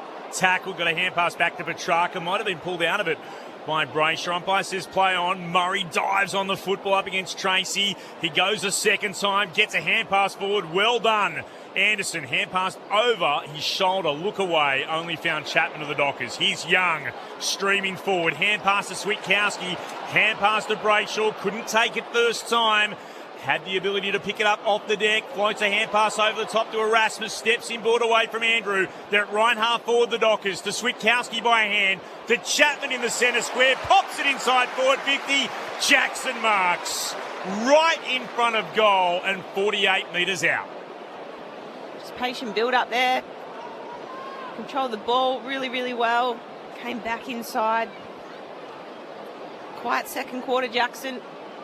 Started the game really strong. Big kick, this one. Outstanding last week.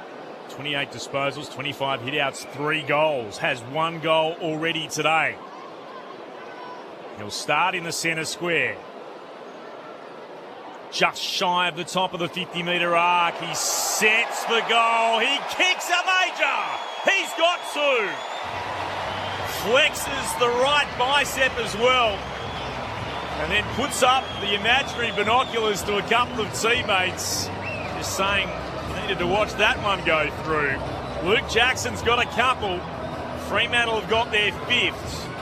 They start the second half with a goal. 5-7-37 the Dockers. The Suns are 1-6-12, 3 and a bit gone here at Perth Stadium in the third quarter. Is anyone playing on Andrew Brayshaw post-stoppage? Never seen him have this much room in his entire career. No one went with Luke Jackson either. He's had a paddock. Yeah, they're just folding back. It's been very defensive football from the Suns. They did keep the Dockers goalless in the second term, the first time since round 1 this year. Just for Paul, by the way, Sean Darcy started on the bench again. Ball back in the middle. Clever tap from Anderson to Holman. Forward handball to Rowell. He's getting plenty of the footy now. Kick inside 50, in front long. Couldn't mark. Punched away by Ryan at ground level. Goes back after it long. Dispossessed. Chapman was good. Poised in traffic. Gave himself some room for the Dockers and able to find Switkowski out on the northern wing. Right in front of our broadcast position. Switkowski goes the long switch. Back inside defensive 50 to Cox, who can go further across to Clark, just beyond left half back. Took the mark, played on, had nothing ahead, so he goes back to Brennan Cox. Inside defensive 50, who'll come all the way back to Switkowski, who couldn't take the mark. Had to take it on the bounce. Thought about going ahead and goes backwards to Luke Ryan, just inside right half back. Again, the Suns with numbers behind the footy. Forces Ryan to go laterally to Carl Warner. Still inside defensive 50. The Dockers unable to go forward. Now Warner decides he'll give it a go. Runs. Takes a bounce. Kicks up towards Tracy. Big fist from behind came from Collins. Only as far, though, as Sarong, who handballs to Jackson, who goes inside 50 to Voss. They were forced to be very patient, the Dockers, but still the Suns just couldn't defend it. Yeah, double switch. Then chose to take territory and go to contest. And it's disappointing for the Suns, isn't it? They kind of forced the Dockers to do what they wanted and they still just couldn't stop them.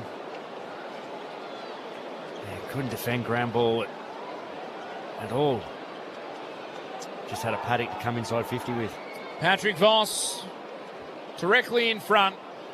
45 metres out. Drop punt is good. And he pumps the fist almost in relief. Quite a subdued Patrick Voss as he gets his first goal of the day. The Dockers get their 6th. They re-establish some dominance here at Perth Stadium. Margin out to 31 points. Fremantle 6-7-43. The Gold Coast Suns are 1-6-12. 6-minute mark of the third term. Sunday footy on ABC Sport. Kare Antonio and Shane Woewodin in the box for ABC Sport. Like Holman, if you're playing on Sarong, you've got to screw your guts up a little bit. Work harder to get and close that one out at ground level there. It was just an uncontested possession there by Sarong. Just able to shape the footy, do what he wants. Spread from contest, isn't it? Long down the line, that's their bread and butter. Ball comes to ground, spread from contest and uncontested possession. Easy lead up, kick him up. Moyle wins the tap, and it's down the throat of Bolton for the Dockers, who unleashes Reed, goes burning through the middle and kicks towards goal, right on the goal line. Collins couldn't complete the mark, but he got the touch on it, spills across for a rush behind. That would have been truly magnificent from Murphy. Actually, on the text line, we were wondering about nicknames for Murphy. The Leprechaun, says one of our correspondents. Irish name, has the magic touch. Long kick out from Powell. Wasn't his best, but it might work out. Off hands. No, Chapman, brilliant. Took it for the Dockers. Broke a tackle. Spun out of trouble. Handball to Warner. Across to Amos. Inside 50 to Switkowski. And as quick as it goes out, it comes back in. The Dockers, once again, able to find a target inside the forward 50. That'll make it now, how many marks inside 50? 10 for the game to 1 for the Suns. Missed tackle there by Holman, I think it was. Yeah, and he's in the side for that kind of thing. Need to stick those ones. Sam Switkowski's had a good day. This will be disposal 14. Can add a goal to it as well. Switkowski from the left forward pocket. Drop punt is across the face. Doesn't score. It's out on the full. It's Bodie Hewland either pay the mark or the out on the full. The umpire chose go out on the full just to hurt anyone who's got him in their fantasy side. Hewland chips it over the top to Anderson. And Anderson marks. He's got it hard up against the boundary, deep in the left-back pocket. He looked inboard. There's nowhere really to go. The Knox have tried to chop off every avenue. Eventually the lead came forward from Collins between fullback and centre-half-back. It was honoured. He marks. Kicks out towards Andrew, marking just shy of right half-back. Oh, shocking hand pass. Missed its target. Went towards Brayshaw, who was delighted to get it. Gave it to Sarong. Kicks the Dockers inside forward 50. 2 bites at it. Tracy, touched by Bodie Hewland on the way through. Has to throw it on the outside of the right boot. Kicking towards Amos. Stops just inside the boundary line. It's going to be taken across by Collins. Just touched across. There'll be a throw in deep in the left forward pocket. Before you text, by the way, we do know Murphy Reed's nickname is Bruce, after Bruce Reed. But there were some questions about what would you call him when he's so special if Jackson's the unicorn. What would you call Murphy Reed? Just if you've just joined us late. Throwing in again. Sarong won it down for the Dockers. Here's Switkowski hard up against the boundary. Manufactures the kick. Misses narrowly to the left-hand side. It's a minor score. 6-9-45. The Dockers 1-6-12. The Suns 9 gone in the third. Thought I'd better clarify to everybody. That's fair as Andrew goes into the pocket. Finds Murray. That was a terrible handball earlier by Mac Andrew, wasn't it? He's on $1 million a year and he misses a 2-metre handball. Got to be better than that. It's Murray and the Suns go up the middle to Miller, who takes the mark. Centre half back, goes towards centre half board. Warner back with courage, able to knock the ball away from Long. Spills to McVee, now to Pearce. Handball forward to Warner. Inside the centre square, goes forward to Murphy Reed. No space on this occasion as Miller tackles him, jars the ball free. Comes back the way of the Suns. Powell to Rowell, to Lombardi, to Petrarca, to Long inside 50. Set shot to come. 40 metres out, slightest of angles to the right. His handballs create or invite the pressure. Probably just needed to get some territory. Had one-on-ones ahead of the footy, Fremantle, and costly turnover in the middle of the ground. Gold Coast forwards on their bike back towards goal. Game 149 for Ben Long. Formerly of the Saints, now of the Suns. The set shot is away to the left. And you don't get many opportunities. You've got to make them count. It's a minor score, 1-7-13 for Gold Coast. Fremantle 6-9-45. 11-minute mark approaching us here on ABC Sport. Ryan goes up the middle, finds McVee, short to Reed. Not long enough to be a mark, but he plays on immediately to the run of McVee. And he takes a bounce, runs through the corridor towards the centre circles, hands it off to Dudley. He'll kick the Dockers into the right forward pocket. Tracy! Oh, not quite enough. Yes, it has been paid. Had his arms chopped earlier today. I thought it was a certain free kick that wasn't paid. Had a big chunk of that, but eventually the umpire streaming in from centre half forward, not the one closest, did call the mark. Right decision as well. Deep in the right forward pocket. Tracy's going to have to kick this from about 52 outs. Had the 4 tools on there for a minute or two. Without a goal today, Josh Tracy. 34-21 for the season. Kicks on its way. It's out to the right. It won't swing left. A minor score. 6-10-46 the Dockers. 1-7-13 the Suns. 12 gone in the third. A cash photo ours downstairs. A little bit of concern down here for the Gold Coast. Bodie Hewland has headed into the rooms with some of the medical staff. He looked a bit sore as he came off the ground. Can't identify what the issue is just yet, but he's gone into the rooms. Yeah, just saw that wincing a little bit. John Noble dangerously across his own goal, runs, kicks it out towards Collins, who spills the mark at right half back. He was almost run down, Noble, by Michael Frederick. Would have brought back some memories for anyone watching. It was Ed Richards, wasn't it, who got run down across his own goal in an elimination final here by Michael Frederick. John Noble almost became another victim. The ball's been forced out of bounds. It'll be tossed back in Left half forward with the Dockers. Darcy taps it forward. O'Driscoll through traffic. Couldn't find a teammate. Powell came through. Tackled by Brayshaw. Incorrect disposal. 49 metres out. Might have the journey here, Andrew Brayshaw, if he can get a little bit of an arc around. He does like kicking from long range. He handballs off instead to Patrick Voss, who goes short, straight to Holman, who couldn't take the mark, then fumbles it. The Dockers might win it back here inside 50. Holman lays over the top, just gets the ball out before he's pinned. Voss gets it for the Dockers to Tracy. Handball back to Clark. 51 metres out, goes laterally to Warner. Top of the attacking side of the centre square, inside 50, Bolton. Sliding, couldn't mark. It's a bit of a mess. Now it's fumbled off the hands of Murray. And Collins sees it through. That was just messy football all round. And it's a minus score to the Dockers. 6-11-47. The Suns are 1-7-13. 13 minutes played. It was just chaos in Fremantle's forward 50 as Holman comes off with the trainer now below us as well. Dockers lead by 34 points.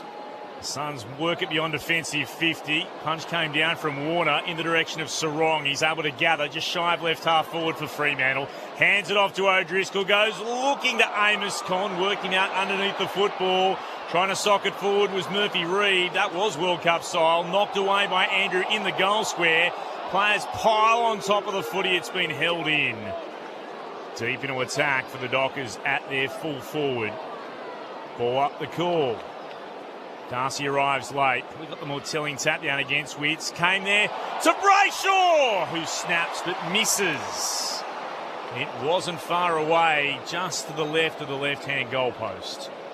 6-12-48 the Dockers. 1-7-13 the Suns. 14 gone in the third. Akash Bodadar is downstairs. So Bodie Hewland, it's a hip issue that they're looking at in the rooms at the moment. And as Mitch mentioned, Holman has also limped off. He's just in that little treatment part of the dugout now with the doctor. Yeah, just lost his footing and got caught in a bit of an awkward position, Nick Holman. In defensive 50, the Freo chant, meanwhile, goes up around Perth Stadium. Off hands from the contest. On the northern wing, it spills down to Murray, tackled immediately, holding the ball called. Sarong takes the advantage into the pocket. It's punched away from Amos by Collins. Thought he was a bit stiff there, Jai Murray. Didn't have a lot of higher opportunity. Span though. Yes. Span back on the in. ball. As we see Nick Holman, so he's down in that little part of the bench where it is protected and Akash can't see. They try and protect him from the boundary riders. The camera's got him. A left knee issue for Holman as the Doctors test it out. Meanwhile, ball spun back into play and Powell lays the tackle on Shea Bolton. Sam Switkowski, 6 disposals this quarter for the Dockers, the most for the term. Clearing kick outside defensive 50 for the Suns, lands on the chest of Walter, who has it just beyond left half back. Margin 35 points, 16 minutes played in the third term. Has to pause to allow Suns to stream forward. Just to go by hand to Murray. He'll kick towards left half forward. Going up, Brendan Cox. Good mark. In from the side. Immediately plays on by hand to Ryan. He'll flare it out by foot to Voss. Marking it left half back. Voss's kick was touched on the way through. Humphrey able to bounce onto it. Not a great hand pass. Met by Warner. He was under pressure. Couldn't gather cleanly. Ballard was lurking. Picked it up a second time. Gave it to Clark for the Dockers. And back to O'Driscoll. Takes a bounce. Slippery conditions. It's not raining now, but it was earlier. Footy and the turf would be wet. Moved it to Brayshaw. Mark just shy of the logo. Southern wing. Kicks the Dockers towards left half forward. Collins spoils it away. Powell tries to punch it forward. Into the path, though, of Bolton. And he's wrapped up. And that's holding the ball. Same thing. Span back into it. Tackled by Rao. That's your Pryor. Turned in and got him, Rao. Good tackle. The Brownlow medalist has it just inside his defensive 50. Kicks long towards the outer wing. Walter, strong hands, front position, had enough of it. Slapped out of his grasp eventually, but he'll be able to take the kick. By the way, I know all about unicorns now thanks to AFL Monday and Ben Cameron. A group of them is a blessing, but Jace has just texted him. The common term for a baby unicorn is a spark. Not bad, Jace, thank you. Long kick towards half forward of the Suns. Warner was in front, impacted it. Now Miller at ground level. Somehow got a boot while he was getting tackled. Comes out to Anderson. Steps around Sarong. Handballs wide to Jeffrey. He goes laterally. Got to find a teammate on the outer side in Jepson. I'm not sure when I started my 2026 football journey with ABC Sport, I'd know so much about unicorns halfway through it. I never thought we'd see a player like Luke Jackson. The Suns go inside 50. Walter flew, couldn't mark. Long roved it, spun, snap on goal. Can't get the spin on it. He bellies it through the behinds. Minor score again for Gold Coast. 1-8-14 now. Fremantle 6-12-48. 18-minute mark.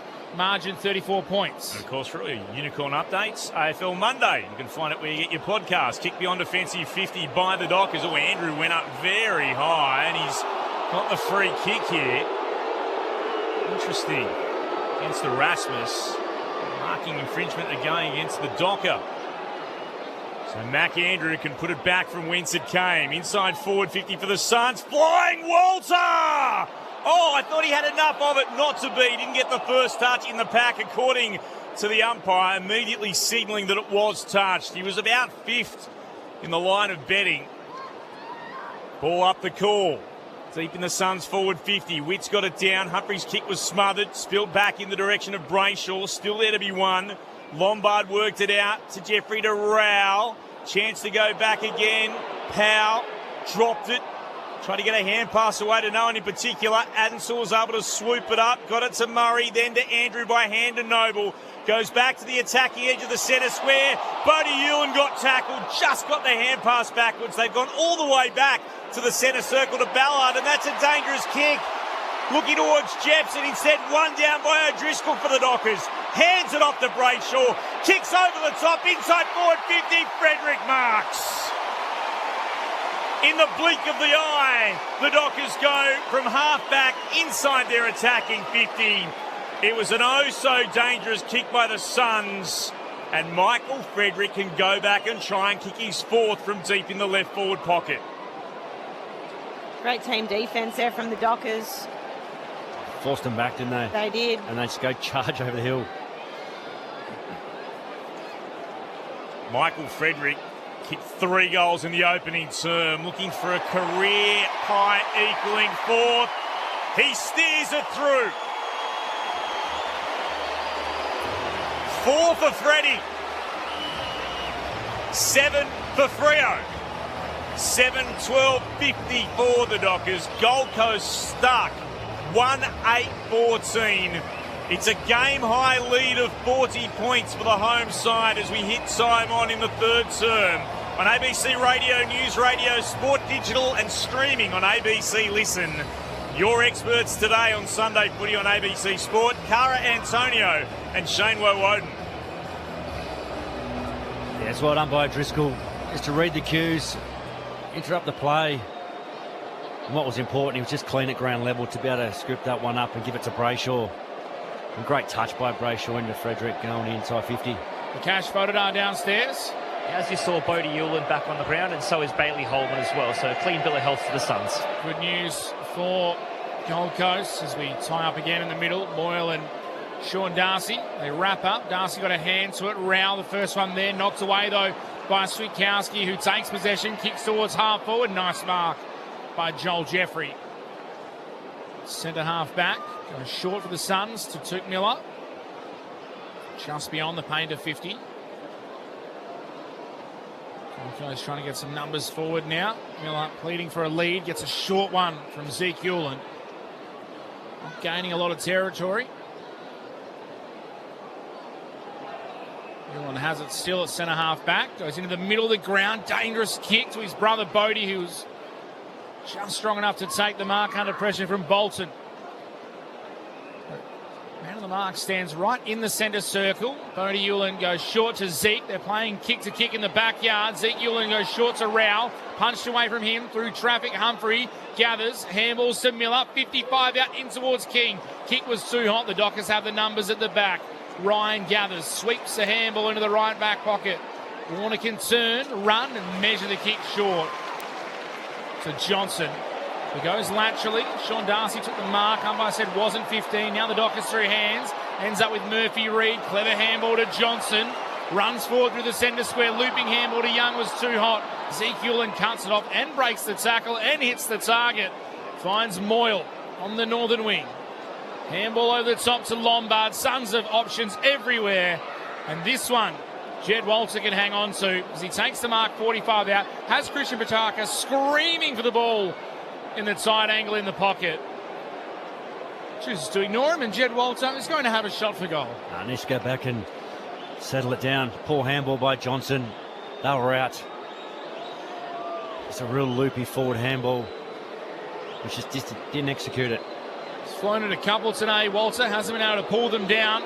Now he has ball in hand. The set shot is a beautiful kick. It just sneaks inside the goals. Jed Walter gets a bit of reward for some of his effort today. The Suns get their first goal since the 3rd minute mark of the second quarter. 2-8-20. Fremantle 7-12-54. Margin back to 34 points. 23-minute mark of the third term. Shane Woden, Cara Antonio. He's had a good quarter, Walter, although only the 3 possessions, but still just to be able to compete early down the line. Mark that one inside 50. Probably could have had that other one inside 50 that wasn't paid. Strong boy, isn't he? He's a big lad.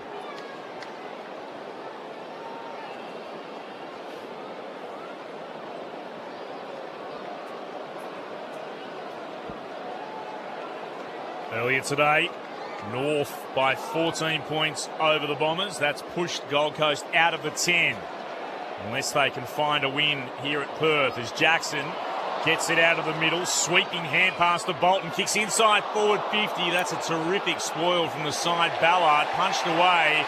The umpire has given away the free kick against Ballard.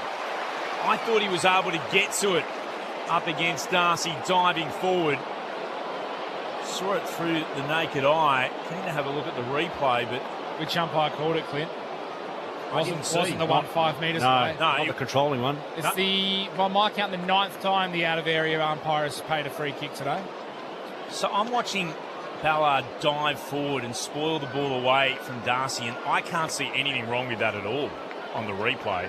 Meantime, Sean Darcy, back in the team, kicks a goal on his return.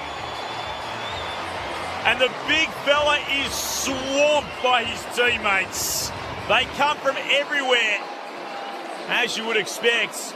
All bar the furthest 3 Dockers made sure they went to celebrate with him. That's how much he means to this group. And then he goes surging towards the interchange bench for a seat. Back in the team and on the goal kickers list, Sean Darcy. And Fremantle have pushed their lead back out to a 40-point advantage. 25 gone in the third. 8-12-60 to 2-8-20. I'm still not sure that there was much wrong with the spoil. Nothing in that. No, it's a poor decision. I told you at the start of the game, Cara, I've got a little research study going myself today. The out-of-area umpire overruling the one closest. That's the 9th time it's happened. Free kick going the way of the Suns. Advantage paid, then called back.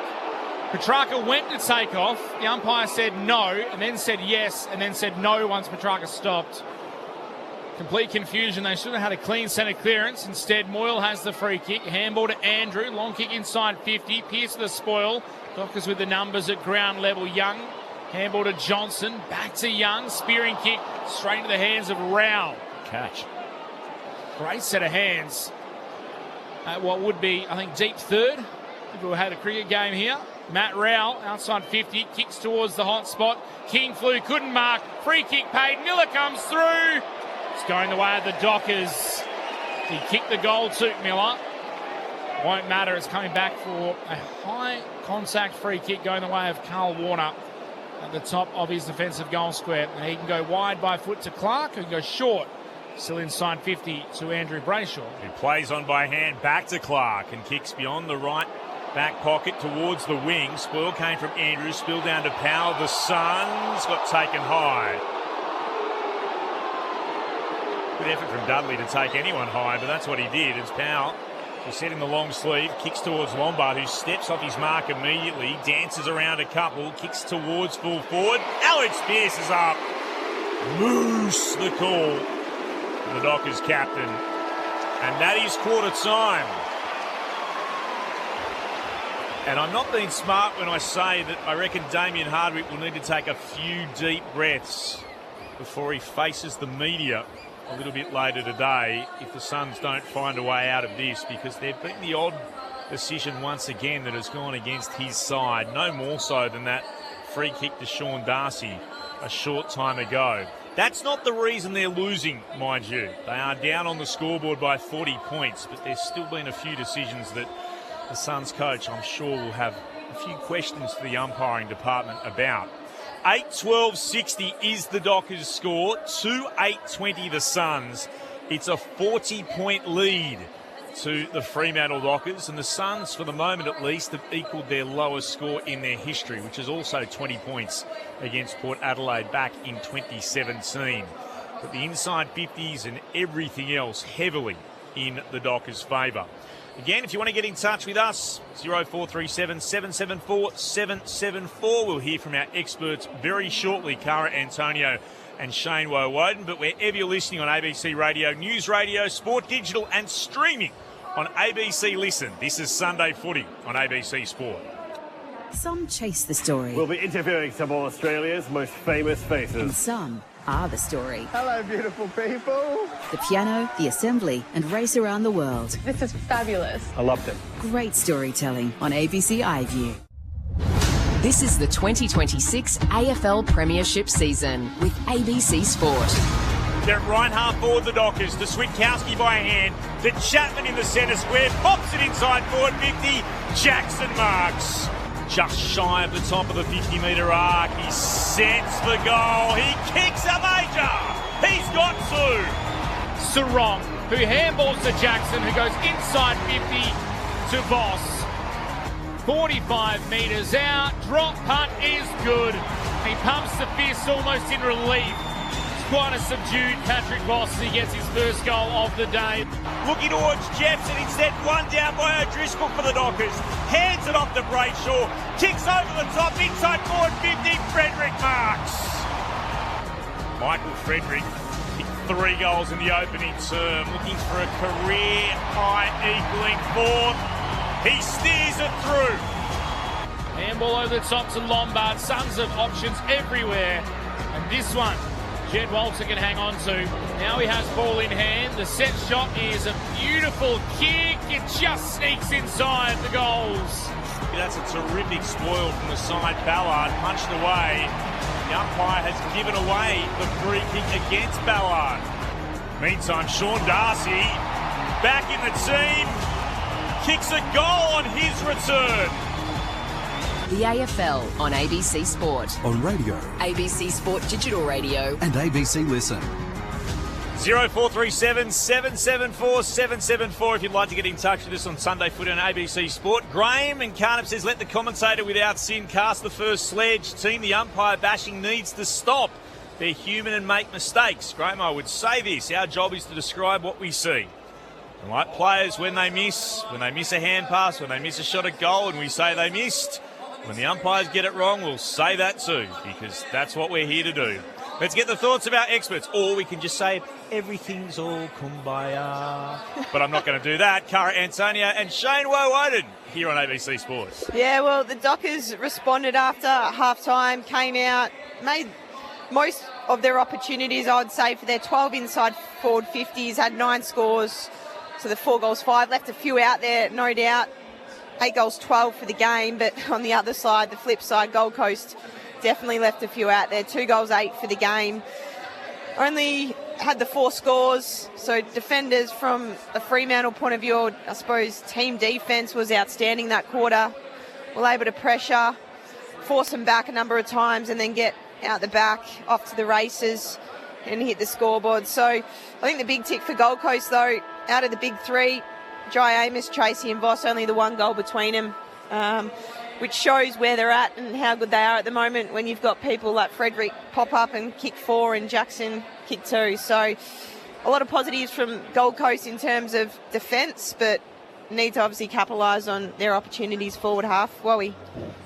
Yeah, it was a good display by Fremantle, and it shows different contributors every week, not everyone, and they're big name players today. Probably haven't set the world alight, but it's probably been more the lesser light. I thought Warner's been terrific off half-back in contest, use of ball, and Freddie's getting the looks in the front half today rather than the big 3. So impressive quarter, and I'm not sure how many times Damien Harbeck's got out of the chair in the box with just pure frustration of what's happening out there with his side at the moment. But, yeah, they've controlled the air, been good at ground level, and just at the moment getting the job done without being at a terrific display of footy.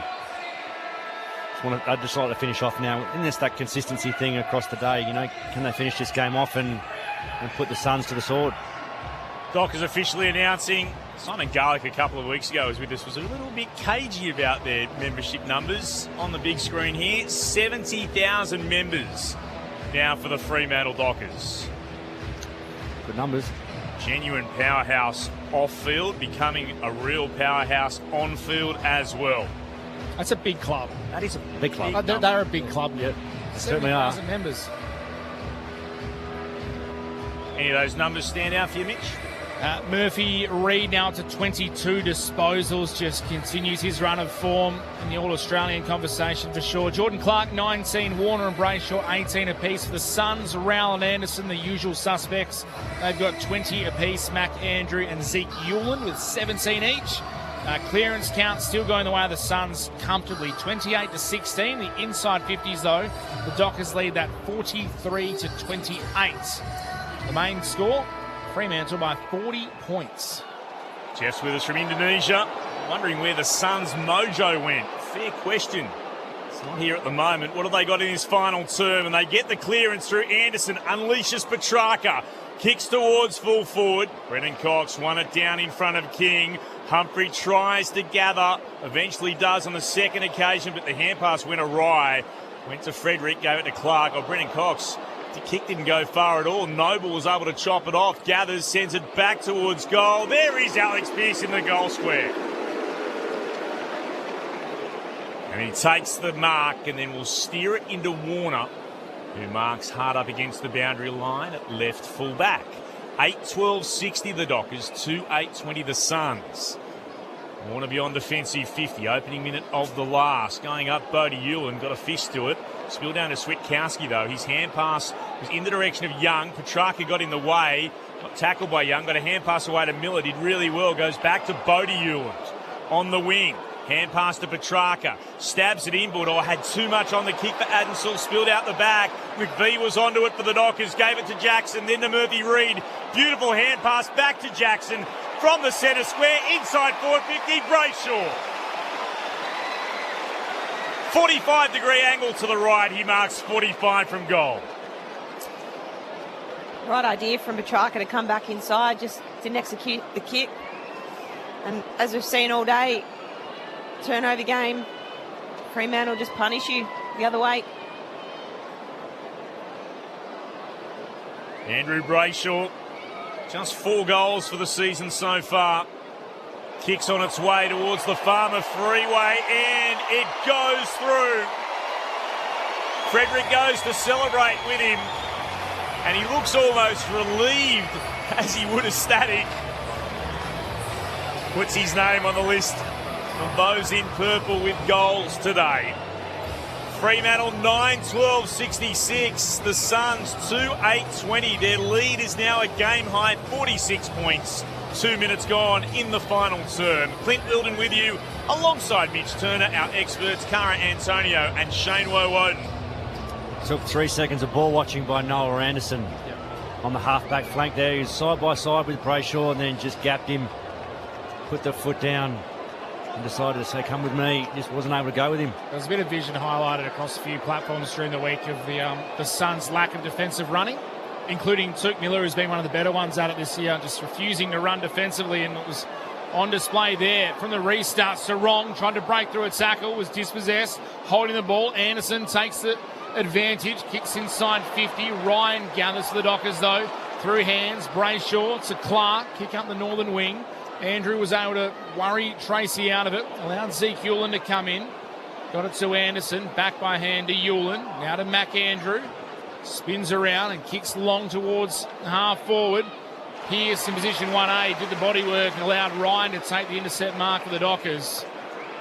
As they often do, he goes inside the centre square by foot to Bolton, who chips one forward to Jackson, has the mismatch. Takes the mark. Handballs off to Murphy Reid. Short little kick towards the 50. Wasn't a great one to Young. Clean bowled him. Ended up with Noble. Handball across to Bodie Ewan. Now to Noah Anderson, tumbles the ball inside the centre square. Witts had it knocked away by Brayshaw. Spills to Sarong, back to Brayshaw, inside forward 50 to Jackson. Plenty going on ahead of the ball as Darcy tries to get free and Tracy as well.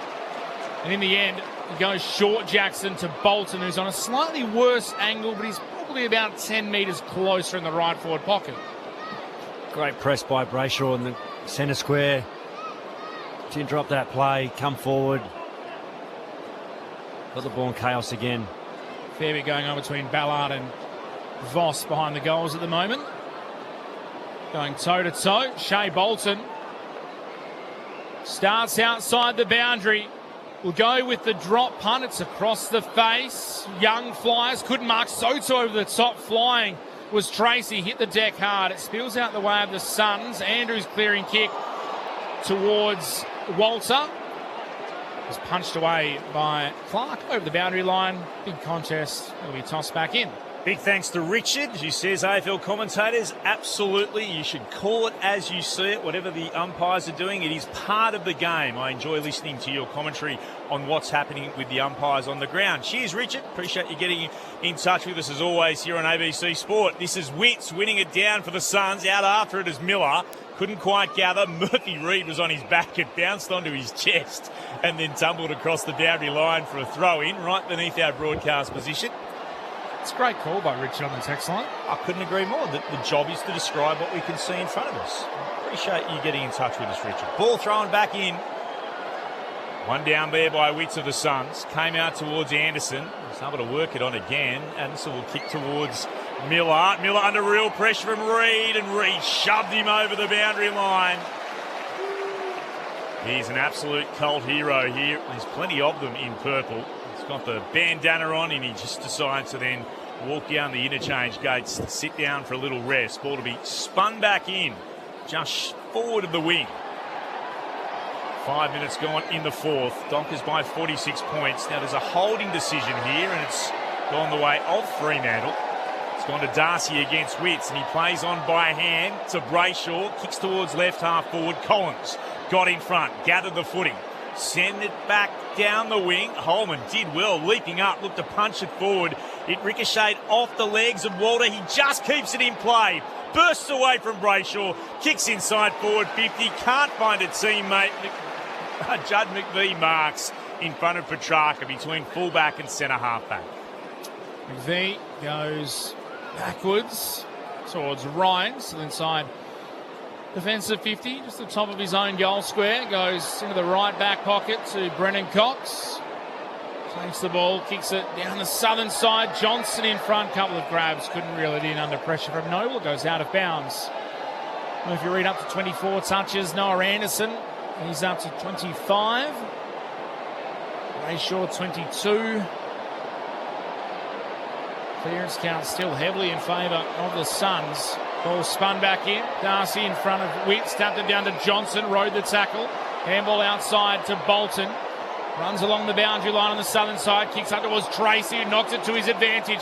Then handballs forward to Voss. Runs to 50. Kicks towards the top of the goal square. Suns have the numbers. Dudley did enough to impact it. Ball spills to ground level. Ezekiel and caught by Switkowski. Handballs towards the boundary. Has to be a free kick. It is.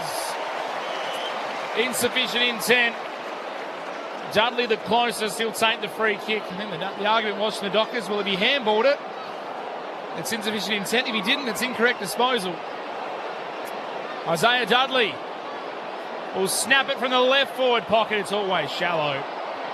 And there's a minor score. Fremantle 9-13-67. Gold Coast 2-8, 28-minute mark approaching in this final term. Sunday footy on ABC Sport live from Perth Stadium in the West. It's the Dockers, top side of the table, who've got all the running at the moment over the Suns. Suns take it down the southern wing. High kick from Andrew. It'll land on the logo, and no one attacked it bar Chapman. He was able to take the mark. Goodness. It's told to play on. For a couple of steps to his left, thinks the better of it, and sends it towards the boundary line where McVie marks. Petrarca just stood there again. Short kick to Bolton. Mexican waves going around the stadium. They're enjoying themselves. As their coaches said, the Dockers fans, they can get up and about. They can absolutely blow the lid off, provided the team doesn't. Brayshaw will kick inside forward 50. Andrew got a spoil on it again. Punches it across the boundary line for a throw-in. 48 out from goal. Match attendance is official. 50,602. So, of course, it would make sense compared to the North Essendon game that had 37,000 that we're the game that should move. Ball being spun back in again. Petrarca got it. Kicks down the outer wing once more for the Suns. And underneath it is Brennan Cox. And he marks for the Dockers at right half back. Can I just say, I like the game time. I think we all like the game time because we get home at a reasonable hour on a Sunday evening. Yep. No later. As opposed to us getting home at 9 o'clock on a Sunday night. Oh, Perth shuts us well. Perth shuts up at 7 o'clock, doesn't it? That's what they keep telling me. Not for us. Brayshaw receives the ball on the wing. Kicks inside 50 for the Dockers. Off the hands of Darcy. Quick handball by Amos to Tracy. Across to Switkowski. Tackled. Great effort. On the last line of defence by the Suns. It was Jepson that went low and made the tackle. Look at the ads now at the ground. Yeah, there Book are. your AFL travel today for the 2026 AFL Grand Final. That's interesting. From the restart, ball punched straight towards Voss. His handball to Dudley. A little too hot. He spilt it. Went back and got it to Chapman. Outside their own attacking 50. Now Voss stumbles, fumbles, loses the ball. Chapman picks it up. Puts a little fend on. Handballs to Dudley. It's also at right half forward for the Dockers. Miller eventually shows a bit of class and cleans it up for the Suns and kicks a high ball up the southern wing. Over the top, King punches it away from Ryan and it goes out of bounds. Now, I saw the advertising of the grand final tickets earlier. I've spoken to a few Dockers fans who've told me they are booking tickets and flights to the grand final, but they are booking flights to the Kylie Minogue concert in Melbourne at the end of the year. She's performing at the MCG. Ball back into play. Petrarca. Handball across to Ansell. Long kick down the southern side. Pearce in best position takes the mark. Well, you don't want to jinx it. You can be there for Kylie Minogue and whatever else happens, happens. Dangerous kick from Pearce. He wanted McVeigh. It was spoiled down here by the Suns and spilled the Holman to Humphrey. That's not a good kick at all. He had two options, missed both of them, and Cox was able to steal it away. Just skirted between them.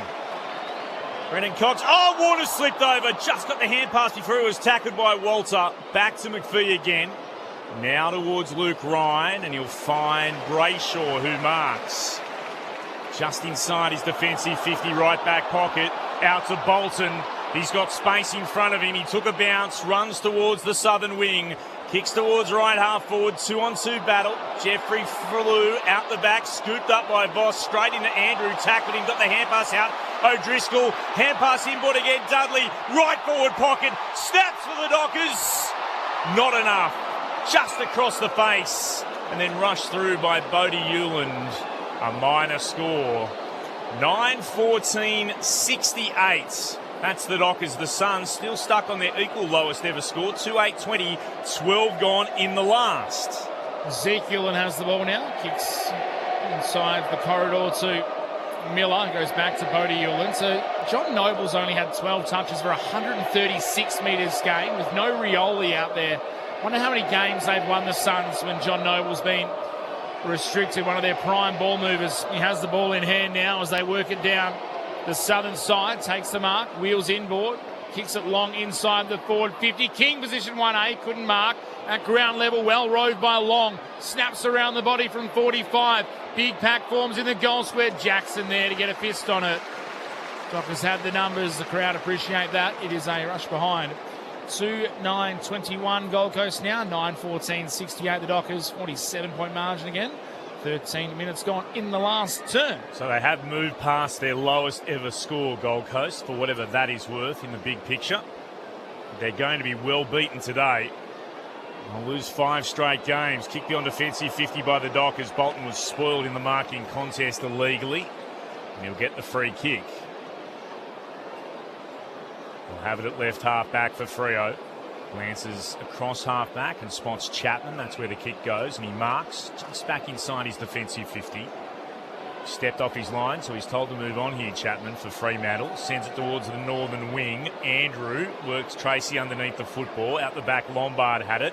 Interesting kick along the ground from Murray. Didn't work out at all, and the Dockers can rebound. Went for Bolton originally from Tracy. Tried to work it to Johnson. Hand pass back to Bolton under real pressure. Comes to Warner in the middle of the ground. He's just behind the centre circles. Kick is out towards the southern wing. O'Driscoll couldn't take it cleanly. Noble applied pressure. Tapped it there towards Cox. Hand pass back to O'Driscoll. Worked it on again towards Warner. Big bump from the side from Long. Geez, he did hit him hard. And he stayed down there, Warner. That hurt. Nothing untoward from what I saw, but that was genuinely into the ribcage from Long, and Warner's in real trouble here. Ooh, knocked the breath out of him. Hopefully nothing more damage, or no more damage done. Restart comes here again for the Suns. They try to hand pass it backwards. Anderson had it stolen away by Johnson. The Dockers now with it through Sarong. Bounces it back to Warner, who looks all right. He'll kick deep inside the forward 50, waiting for it, perfectly positioned. Underneath it, an opportunity for the Suns to build again. They mark between fullback and centre half back through Ballard. I reckon I saw Noah Anderson ask Carl Warner if he was okay then, after he put some pressure on him. As I said, old schoolmates. Ball at left half back with the Suns. Anderson runs to receive the kick. So they've never finished a game with just 2 goals, though, the Suns. They've gone past their lowest score, but they've never failed to get the 3-goal mark. Right now, they're only 2. Kick into the middle is a dangerous one. Tracy knocks it away. Free kick, though, going the way of Bodie Hewland. Notice jumper. Out of area, umpire said he pulled him down, and that one probably was correct.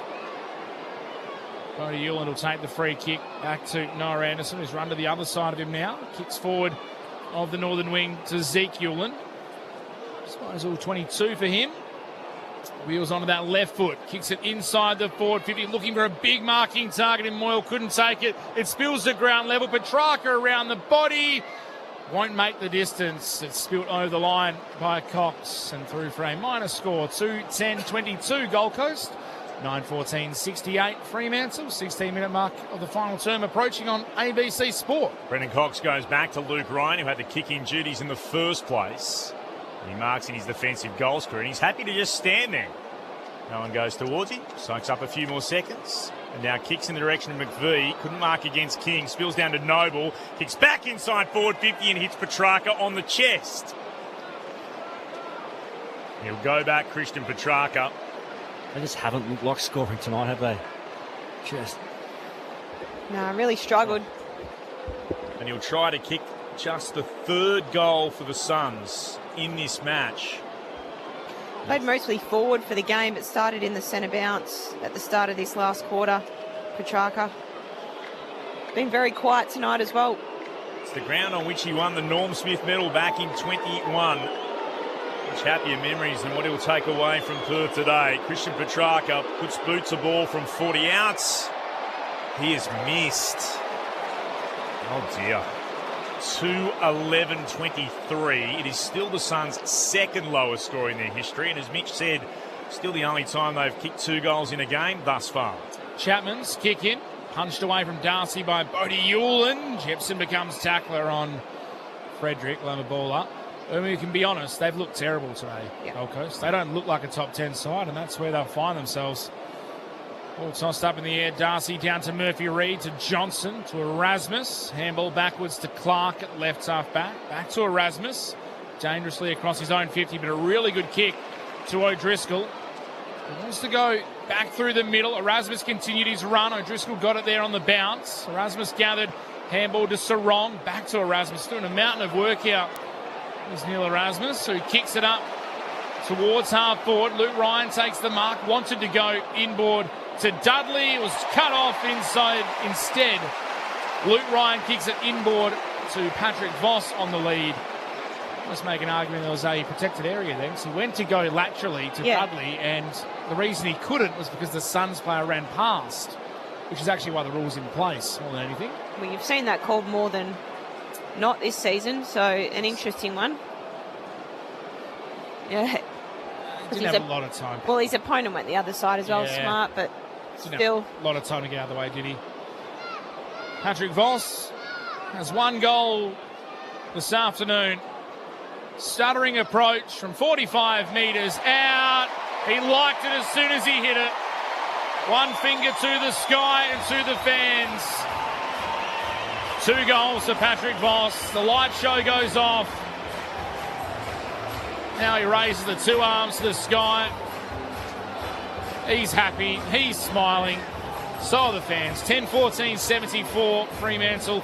Gold Coast 2-11-23. Margin 51 points, 19 minutes gone. They have just been really unimpressive, haven't they? Like, they've been shocking today. Yeah, well, it hasn't been a great quality game. North Melbourne are ahead of them and they look better than them. Yeah. Good run by Luke Ryan. Got the high-speed running up on the GPS. His team got around to him as well, I reckon, after that one. Came from the back half and was the inside 50 kick there to Voss. Erasmus had about 4 touches at the Yeah, play he was for solid, half wasn't he? back too, yeah. Ball back in the middle. One down here by Moyle, but straight to Reid. Under pressure, got it to Darcy. Gave it back to Brayshaw. He'll kick the Dockers inside their attacking 50. Collins came at it aggressively. Two-handed fist away. Holman able to gather it left half back for the Suns. Handed it off again to Jepson. Kicks towards Long's lead. And Long marks. Steers it back inboard, or Adensel almost dropped it. Had to regather. Quickly gave it on to Rao. Through the middle they come. Chance for Jeffrey. Pops a hand pass out there towards Noble. Kick into the right forward pocket. Well done by O'Driscoll. Got in front of the lead of King and sort of crossed the boundary line for a throw-in. About 45 out from the Gold Coast goal. 2-11-23 the Suns. 10-14-74 the Dockers. Time on in the final turn.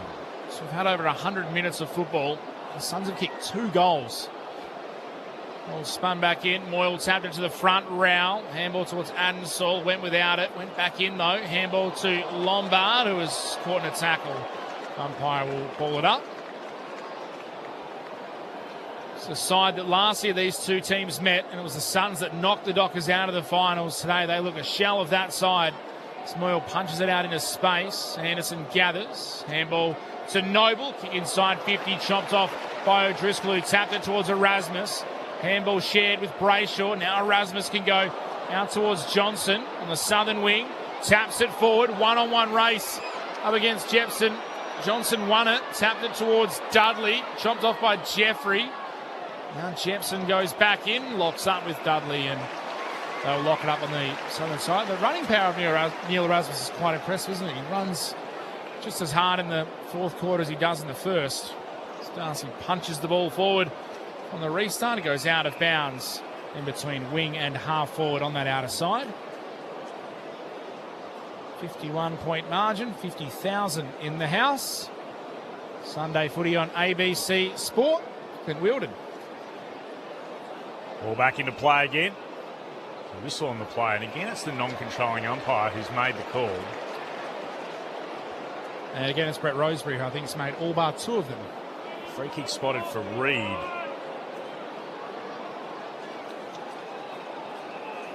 He's got it for the Dockers. Gets told to play on. Puts it back into the right forward pocket. He wanted Tracy, got hands to it, couldn't mark. Spilled at the back to Powell. Tracy throws his head back as if to go, oh no! How did I not hang on to that inside the right forward pocket? Been locked in. Ball up for the restart. The Suns got a free kick and they'll take the advantage. Working it away. Powell gave it to Anderson. Hand pass. Well, missed the teammate. Murray was able to gather, and he'll kick towards right half back. It'll bounce into space. Onto it quickly, Zeke Ewan kicks towards right half forward, coming the other way. Cox spoiled it down, but only as far as Lombard. He tries to work his way away from O'Driscoll. Hand pass missed its target in Noble. Lombard goes and gathers it again. He has it on centre wing, kicking into the right forward pocket. No one could take a mark. Here's Ben King. Hand passes over the top to Holman. Hand pass to Walter. He can run into an open goal square and slam it through. And the Suns finally had their 3rd goal of the game. At the 23-minute mark of the last, they're 3-11-29. The Dockers 10-14-74. It's still all one-way traffic. A 2nd goal to Walter. Fremantle's lead cut to 45 points. Got a Falcon as well. Came off the... His head. Yeah, off his schnoz and followed up. Yep. Luke Ryan with the spoil onto the Falcon, but Yeah, it's been a tough day at the office for the Gold Coast Suns, to say the least. 3 goals, 11. They've had their opportunities. They've missed easy goals. But that one, finally they get their 3rd goal for the game. Just felt like they got their season back on track with their usual trip to the Northern Territory this year, and it's just gone downhill again for the Suns. They do win it out of the middle here. It is Anderson under pressure with the kick. Tumbles one inside 50 at the back. Cox gathered for the Dockers. Handball to Chapman, sidesteps no one, and then chips it straight up the middle of the defensive 50 to Shane Bolton. Disposal 26 for Bolton, who goes short to the side, finds Clark, has a runner on the southern side who's just going for a leisurely stroll in Judd McVie. Can take the mark, take 2 bounces, chased down by Miller, who dived for the tackle, missed it. He steps inside, McVie's taken 4 bounces, now he kicks inside 50, Amos! Huge fly! Massive grab from Jai Amos in the middle of the pack. He floated across like Leo Barry, and he's been paid the mark, but tell you what, Judd McVie just strolled down the outside. Once he got past Miller, the chase of Tuke Miller, who, to his credit, gave it everything he had to get over there. He was able to kick it deep to Amos, who'll go around the corner from 15 metres out. Hasn't kicked a goal today, Jai Amos. Amos snaps, Amos goals. He gets his first of the day. Bellied it a little bit, didn't They're going to check it. The goal umpire did a lot of running, and I don't think, because he bellied it a bit, credit to the goal umpire, was probably not in position to call it because he missed where she thought it was going to go by quite a while. Quite a way. Depends what she... This is a terrible angle from the score review. Like, we can't tell, so it's going to go back to the on-field call, you imagine. It's almost impossible from this, not quad cam. We've got 3 angles, and you just can't tell. So I'm not sure what the soft signal is. That's as... I think it's a behind, whether they'll call it that or not, because Jai Amos absolutely not convinced. Those angles, they're kick. as useless as fly screens on submarines, though. Now, Cash, Fodadar, you saw the soft signal. correct. Did you, Cash? What was it? I believe soft signal was a goal. There you go. So it might be a goal as we see the score review come up. It's on the screen. Umpire's call. Goal. Amos gets one. 11-14-80 Fremantle. Gold Coast 3-11-29. 26 minutes played in the final term. Margin back to 51 points. I mean, it's all you can do in the end. The angles aren't there for it. You just go with what the goal umpire Absolutely. said. That's their job. I don't think the Suns were too happy about it, but in fairness to the goal umpire, she was standing kind of in the middle, and Jai Amos did everything he could to make it as hard as possible for her. Good catch. Great catch and great run, wasn't it, from WV? Just no forward emptying out to chase him. He had the entire I reckon Miller far went wing. across the ground. Yep. Great chase by Miller, but stood up, didn't he? And great inside forward 50. Fantastic mark. It's thrown up in the middle again. Darcy got a fingertip to it. Spilled down to Brayshaw. Was held without it. Got a hand pass forward. By say play on. Zekielin stole it away to Adensall for the Suns. Tried to hand pass it to Holman. Clark was able to steal it back. Gave it again to Brayshaw. What a great hand pass. Adensall finished it up. And then Brayshaw got him. Wrapped him up. Ball spilled out. Playing on the Dockers again to Dudley, to Murphy Reid. Hand passed over the top. Stealing it here is Bodie Hewland. Put his head over the football. Then Clark got involved and he looked to lock it in. Umpire says play on again. Holman got it away to Witts. Now to Anderson. Suns have it through Miller. Sweeping hand pass again to Petrarca. He'll look to kick inside forward 50. It's allowed to bounce. Brennan Cox came out to gather. Hand pass meant for O'Driscoll. Tapped it into the path of Warner. O'Driscoll had to go back to lend support. Brennan Cox had it. Slipped over. Hand pass again to Warner. Under real pressure. He's been tackled to ground by Lombard. That'll be holding the ball. Suns with an opportunity just to try to put a modicum more respect onto this scoreboard. Good pressure. Playing it out to the final siren, Gold Coast. It'll move them beyond their worst 10 scores in their history. If he kicks truly here, we'll hear from Akash, if we can, in just a moment. Leo Lombard is on his way in. This will be the last play of the game, you'd suspect. The kick is an absolute stinker. It's gone towards Ben King, who almost marks it full forward. Ball knocked away by the Dockers. Fremantle go 2 games clear on top of the AFL ladder. This purple machine makes it 14. 14 straight wins. They've beaten the Suns by 51 points. We are the Frio Dockers. Frio, way to go. Get a real hot, send them down below. Oh, Frio, give them the old home. We are the Frio Dockers. We'll roll us with the rockers. We're the mighty Frio Dockers. We're gonna roll them and we'll rock them. We're gonna send them to the bottom. And if they get up, we'll do it again. The Dockers stop at nothing, nothing. Frio, way to go. Hit them real hard, send them down below. Oh, Frio, give them the old home. We are the Frio Dockers. Frio, way to go. Hit them real hard, send them down below. Oh, Frio, give them the old home. We are the Frio Dockers. So Fremantle continue on their winning way. 14 straight wins. They have not lost since round 1 against Geelong at the Cattery.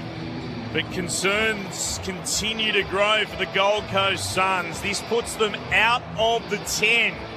And Gold Coast, after winning their first final last year, have now lost 5 straight games. They have not won since round 10 when they returned from Darwin. St Kilda and Port Adelaide in games 9 and 10 up in the top end. From that point onwards, losses to North, Brisbane, Geelong, Hawthorn, and now among the worst of them to Fremantle, belted today by 51 points. 11-14-80. Gold Coast 3-11-29. The goal kickers for Fremantle. Michael Frederick finished with 4, equaling his career best. Patrick Voss with a couple. Luke Jackson with 2. Singles to Darcy, to Brayshaw and to Amos. While for Gold Coast, 2 to Jed Walter and 1 to Ben King. It equals their least amount of goals ever kicked in a game. That was back in 2017, which was their lowest ever score when they put on 3-2-20 against Port Adelaide. The Suns, they truly have set in the West. They make their way off Perth Stadium. We'll head down to the Dockers' rooms with a cash voted up very shortly. Get all the reaction there. But they're 2 games on top after the Sydney Swans fell earlier this week. Let's get the thoughts of our experts on ABC Radio. This is Sunday Footy and your experts, Cara Antonio and Shane Wowo. Yeah, professional win in the end from the Dockers, wasn't it? They just did what they needed to do. Again, there was a number of goals left out there from both sides. 25 points kicked between them. But I just thought after half-time, Dockers really controlled the in to the outside, got on top where it mattered, and just their running power, their pressure at contest, and then running power on the outside to really connect with their forwards. So yeah, Gold Coast, you're right, Mitch, they've gone downhill really in this second half of the season. It's disappointing because they've got a fantastic list, some really great talent, just couldn't connect anything tonight, the Gold Coast Suns. Be disappointing, but again, Fremantle just on top and a really convincing win, 50 points in the end, 51 points. They'll be happy, especially as I mentioned throughout the call, their big 3 forwards, only, a small hand of goals. Others stepped up tonight, which I think is the big positive from their point of view, and the likes of Brayshaw, Sarong, Bolton inside got to work with the help of Jackson in the ruck. Well, he smashed him on turnover tonight. 3-0, and then it's interesting, Gold Coast convincingly on one clearance battle tonight. just purely on clearance numbers, but just can't score from it either. So they've got a few issues in their offensive part of their game. I know there's some issues on defence, but tonight just no method. It was how they took the footy forward and the ability to score. They just looked all at sea, and they defended D50 really well, Fremantle. They generally do anyway, but tonight I thought they were on top in those areas and just controlled the game throughout, didn't they? They started well and they were never headed, really, and Gold Coast just couldn't get anything going for themselves. The last two teams to win 15 games in a row, which will be the next benchmark for the Dockers, was Melbourne across 2021 and 22, where they won the flag in the middle of that, and Geelong in 2022, where they won the flag. So history's starting to stack onto their side. You said they're 2 games clear on top, Clint. Mm-hmm. They're 20 points clear of fourth. Yeah. 5 wins clear of fourth on even games now. The ladder finally we have parity in the ladder. Yes, everyone's played the same amount of games. The guys are done. It makes sense. And after all the dust has settled, they're 5 wins clear of Geelong. Geelong, Brisbane, Adelaide, Melbourne, Western Bulldogs all have 36 points, and Fremantle have 5 wins in front of them. So I almost guarantee they're going to be in the top 4 now, unless there's an absolute disaster. Greg Swan was here today. Really? Wandered in, has been spotted wandering into the umpires' rooms immediately after the game. Interesting. I can go present with my research. I know everyone was bagging people on the text line. A few people got upset about it. There are a few people. If you're an umpire at club level, I'm not going to have a go at you. What did it end up on?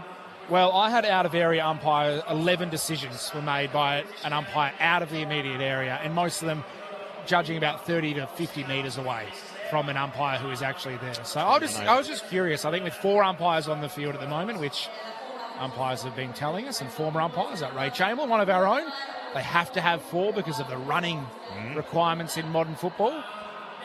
I find there are just so many more instances where another umpire wants to get involved, and they just overrule each other. So that's my biggest issue with it. But other than that, I don't think it affected the game massively. I just noticed a lot of out-of-area umpire calls since the 4 umpire has come into place. So this question gets asked a lot, and we had it again this morning on the Sunday Footy Forum. People wondering, where is Fremantle's weakness? If you were to pinpoint something today, and we've also heard from Justin Longmuir that he thinks there's improvement in this team. You can have a think about this when they head downstairs. We'll get the club song first. But where is Fremantle's weakness? If you were an opposition team, you're sitting here now going, well, at some stage we're going to have to probably come up against this side if you're going to go deep into September, right through potentially to the grand final. They've now won 14 straight. What would you be looking at? Because they seem to have most things covered, and even when it's ugly, they win. When it's wet and slippery, they win. When it's dry and hot, they win. When they're up and about and flowing smoothly, they win. That's the question mark now. How do you go about beating them?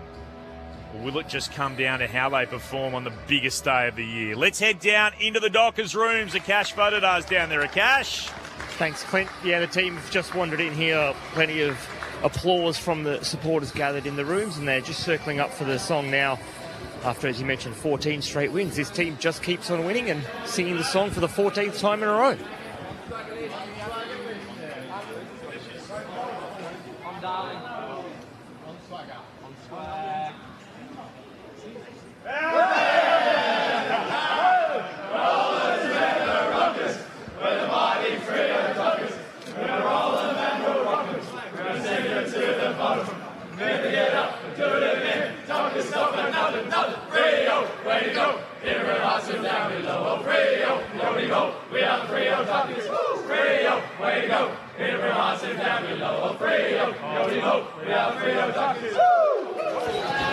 Not sure if you heard that up there, but I think they're waiting on Sean Swaggy Darcy to get the song started, and he was just a little bit slow getting it going, but they're a happy bunch down here, and we should have a player join us very soon. I would argue that is a very professional rendition of the club song.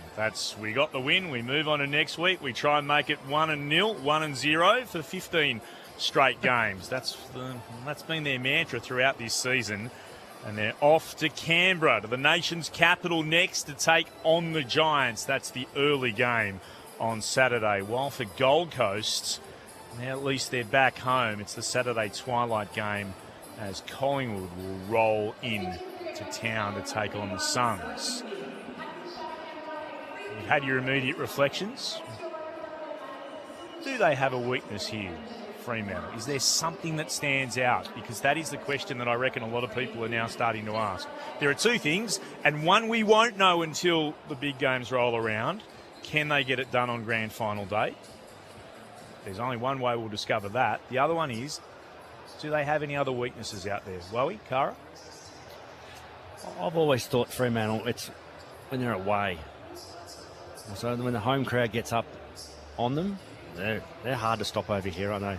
You know, in their own beds and whatnot. But over history, I've always thought Fremantle away, it's probably their Achilles heel. You know, can they don't get to the MCG a lot, and whether or not it's an overwhelming thing for them, but necessarily on the road is my biggest thing for them. But at the moment, it's hard to, without all the data in front of me in terms of their chinks in the armour, right now they're pretty complete. But you have a look, their forward line, and I know they didn't have an awesome day today, and very rare that you see a sort of performance when Josh Tracy doesn't kick a goal. They've still been able to boot 11, but Amos gets one, Voss gets two, Tracy doesn't kick one, and they still found a way through Michael Frederick kicking 4. They have other avenues to goal rather than just their big three, and their big three are enormous. They've got a midfield when Jackson's up and about and dominant, with Sarong and Brayshaw can play different roles now, and the Bolton gives them spark. And their back line, even with or without Alex Pearce, who definitely makes them better. Don't jump on me for a second. He's better. But even when he was out, the likes of McDonald can come in and it's plug and play. Soldier for soldier. Yep. Yeah, they just seem to have, across every line, the ability to win contests. They've got, across every line, the ability to impact the game. And you have a look at how Peel are going, and Wowie, you've seen them in action. You've got any number of players who are in outstanding form at the level below and just cannot get a sniff. No, and they've got 5 or 6 players playing reserves at Peel Thunder that are on the list. Because there's a cap in the, in the waffle, and they've got waffle. Full availability bar one player on their entire list, which is Sam Sturt, who had unfortunately, he was almost going to come off the injury list. He technically trained during the week and had another setback, so he remains the one man on the injury list. So that's the weird thing here. The only question mark about them is their ability to deliver away from home on probably the biggest day. That's the question mark that you now have. It's not a question mark on field. No. Oh, their clearance numbers, I thought they got beaten at clearance today. Okay. Numbers show that they do, because I didn't think they defended clearance that well at all today. I thought Gold Coast got through the front a little bit at times to the ground, and then therefore their defenders look after them. Even at centre bounce today too, Anderson came through the front and they probably just got caught a little bit, so no one was really anchoring behind the circle there at times, but it didn't hurt them from a score source point of view. Okay. Whereas when they do win clearance, they actually can score. So it probably ups them in that area of the game too. But in terms of clearance numbers, they can get beaten. I think it's hard to I suppose articulate what their weakness is when they've lost one game. And that's the reason why I ask you the question, because you look at so many things they do well. The question now becomes, how do you beat them? Yeah, and I think internally they'd have a number of things. We're not doing this to our standard, et cetera, but I think the key to beating any team up the top is you've just got to pressure the source. You've got to pressure full 18 players on the one page and get them out the back, get Fremantle at the back. They're very assertive with their defensive mechanisms and the way they set up, and we saw last week against Geelong, that's how they were able to score quite quickly. That, for me, it's not so much a weakness because that's how they play and that's how they set up, but I think if you're going to beat them, you've got to come with 4 quarters of pressure, match them and go a bit more, and then get them out the back on turnover when you obviously apply the pressure and score that way. That's the only way at the moment I can see a team beating them. The other thing Geelong did that last week, yeah, absolutely. The other thing I really like about what they did today, and this is something that, again, talking about steps they've made this year, is they know when to slow the game down. They have different gears to go to. They're happy at times to have a slow, deliberate kick mark build-up, and we'll just play and we'll work our way back into things and we'll take all the sting out of the opposition. And then you can see them with, the funkiest thing of 2026. The forward hand pass will go and we'll run and we'll try and burn you off through the middle of the ground with our pace. And they're happy to try that as well. Like, it's remarkable the different levers they have. Yeah, and they're 1-1 today, and 200 kicks to handball. So they've changed the way they've played. I reckon they tried it a little bit more last year too. It's evolved a little bit more this year, where they're chaining it now, and I reckon they're one of the best teams to go from inside to out. They're clean, and they run their patterns well, and they're out and they're gone, and they're hard to stop. So if you don't get your pressure game right, and you don't get your press forward right, you get cooked out the back. I reckon the biggest difference of the Dockers, and it's a word they use themselves, and have not heard it in a long time. They used the word in the last couple of years, intrinsic. They went very intrinsic when games got tight, and every player kind of went into their shell, and that's what they kept saying. They went into their shell, they went intrinsic, they played safe football, and it looked like in the past probably 2 or 3 years, in the last quarter when games got hot, we didn't really get that today, but when the pressure was on, it looked like no one wanted the footy from Fremantle, and it was, I'll kick it to them because then it's their problem. And that player said, I'll kick it to him because then it's his problem. It's almost the opposite this year. It feels like all 23 players want the ball when the game's on. And I feel 2 years ago it was the complete opposite. It was, how can I get this ball to someone else so it's not my problem? And that's, at the moment for the Dockers, I'm feeling the opposite. I feel like every single player on that field, when the game is hot and a team is coming at them and says, I want the footy, give me the footy, which I think it's a huge difference. They do not go into their shell anymore. No, they're invested too. Both sides of the ball. They're a bit mentally fragile in years gone past. That was the thing, and they're not anymore. Well, you saw a couple of games already this year, the close ones that they've come from behind in the last quarter. I mean, the one that stands out to me is the Collingwood game. Yep. Shouldn't have won that, but they did. They found a way. And they all wanted to impact the game. Yep. There wasn't anyone that tried to hide. And there are people find it funny when there's 18 on each 36 players, but there are players that will try and hide, and they go very small when the game's on the line, and they're normally at football clubs who aren't winning that much. I reckon there's a couple of the Suns at the moment who probably don't really want to touch the ball too much when the game's heating up. Yeah, well, Humphrey again only 6. He's getting no midfield time. No. He may have had a centre bounce tonight, but Does that mean he's out? Potentially. I'm not going to be here. The coach says, you're not going to be here. You're not playing in the middle. Happens. No, and Petrarca and him are very similar, aren't they, in terms of how they play and what they do. They come in for centre bounce, play a bit of midfield, then push forward. And maybe he's taken that role a little bit too since he's been in the club. But, no influence on games anymore. No.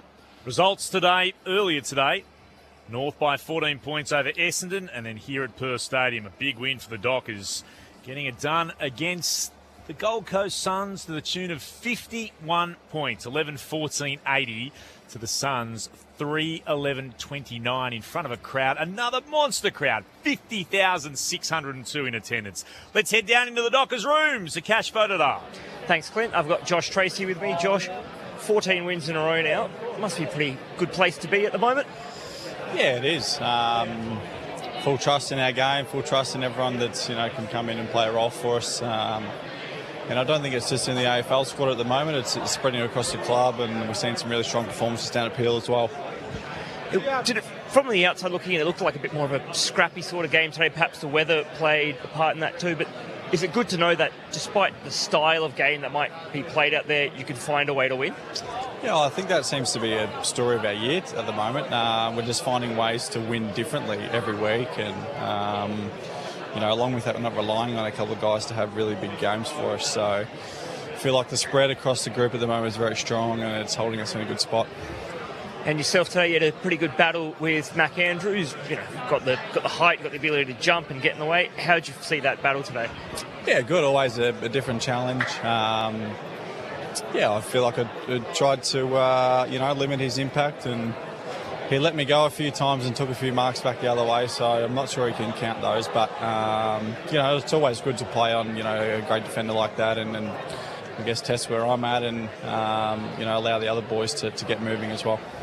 And how good is it to see for your forward line? You might not have hit the scoreboard today. It wasn't a big day for the big forwards, but then someone like Michael Frederick bobs up and kicks 4.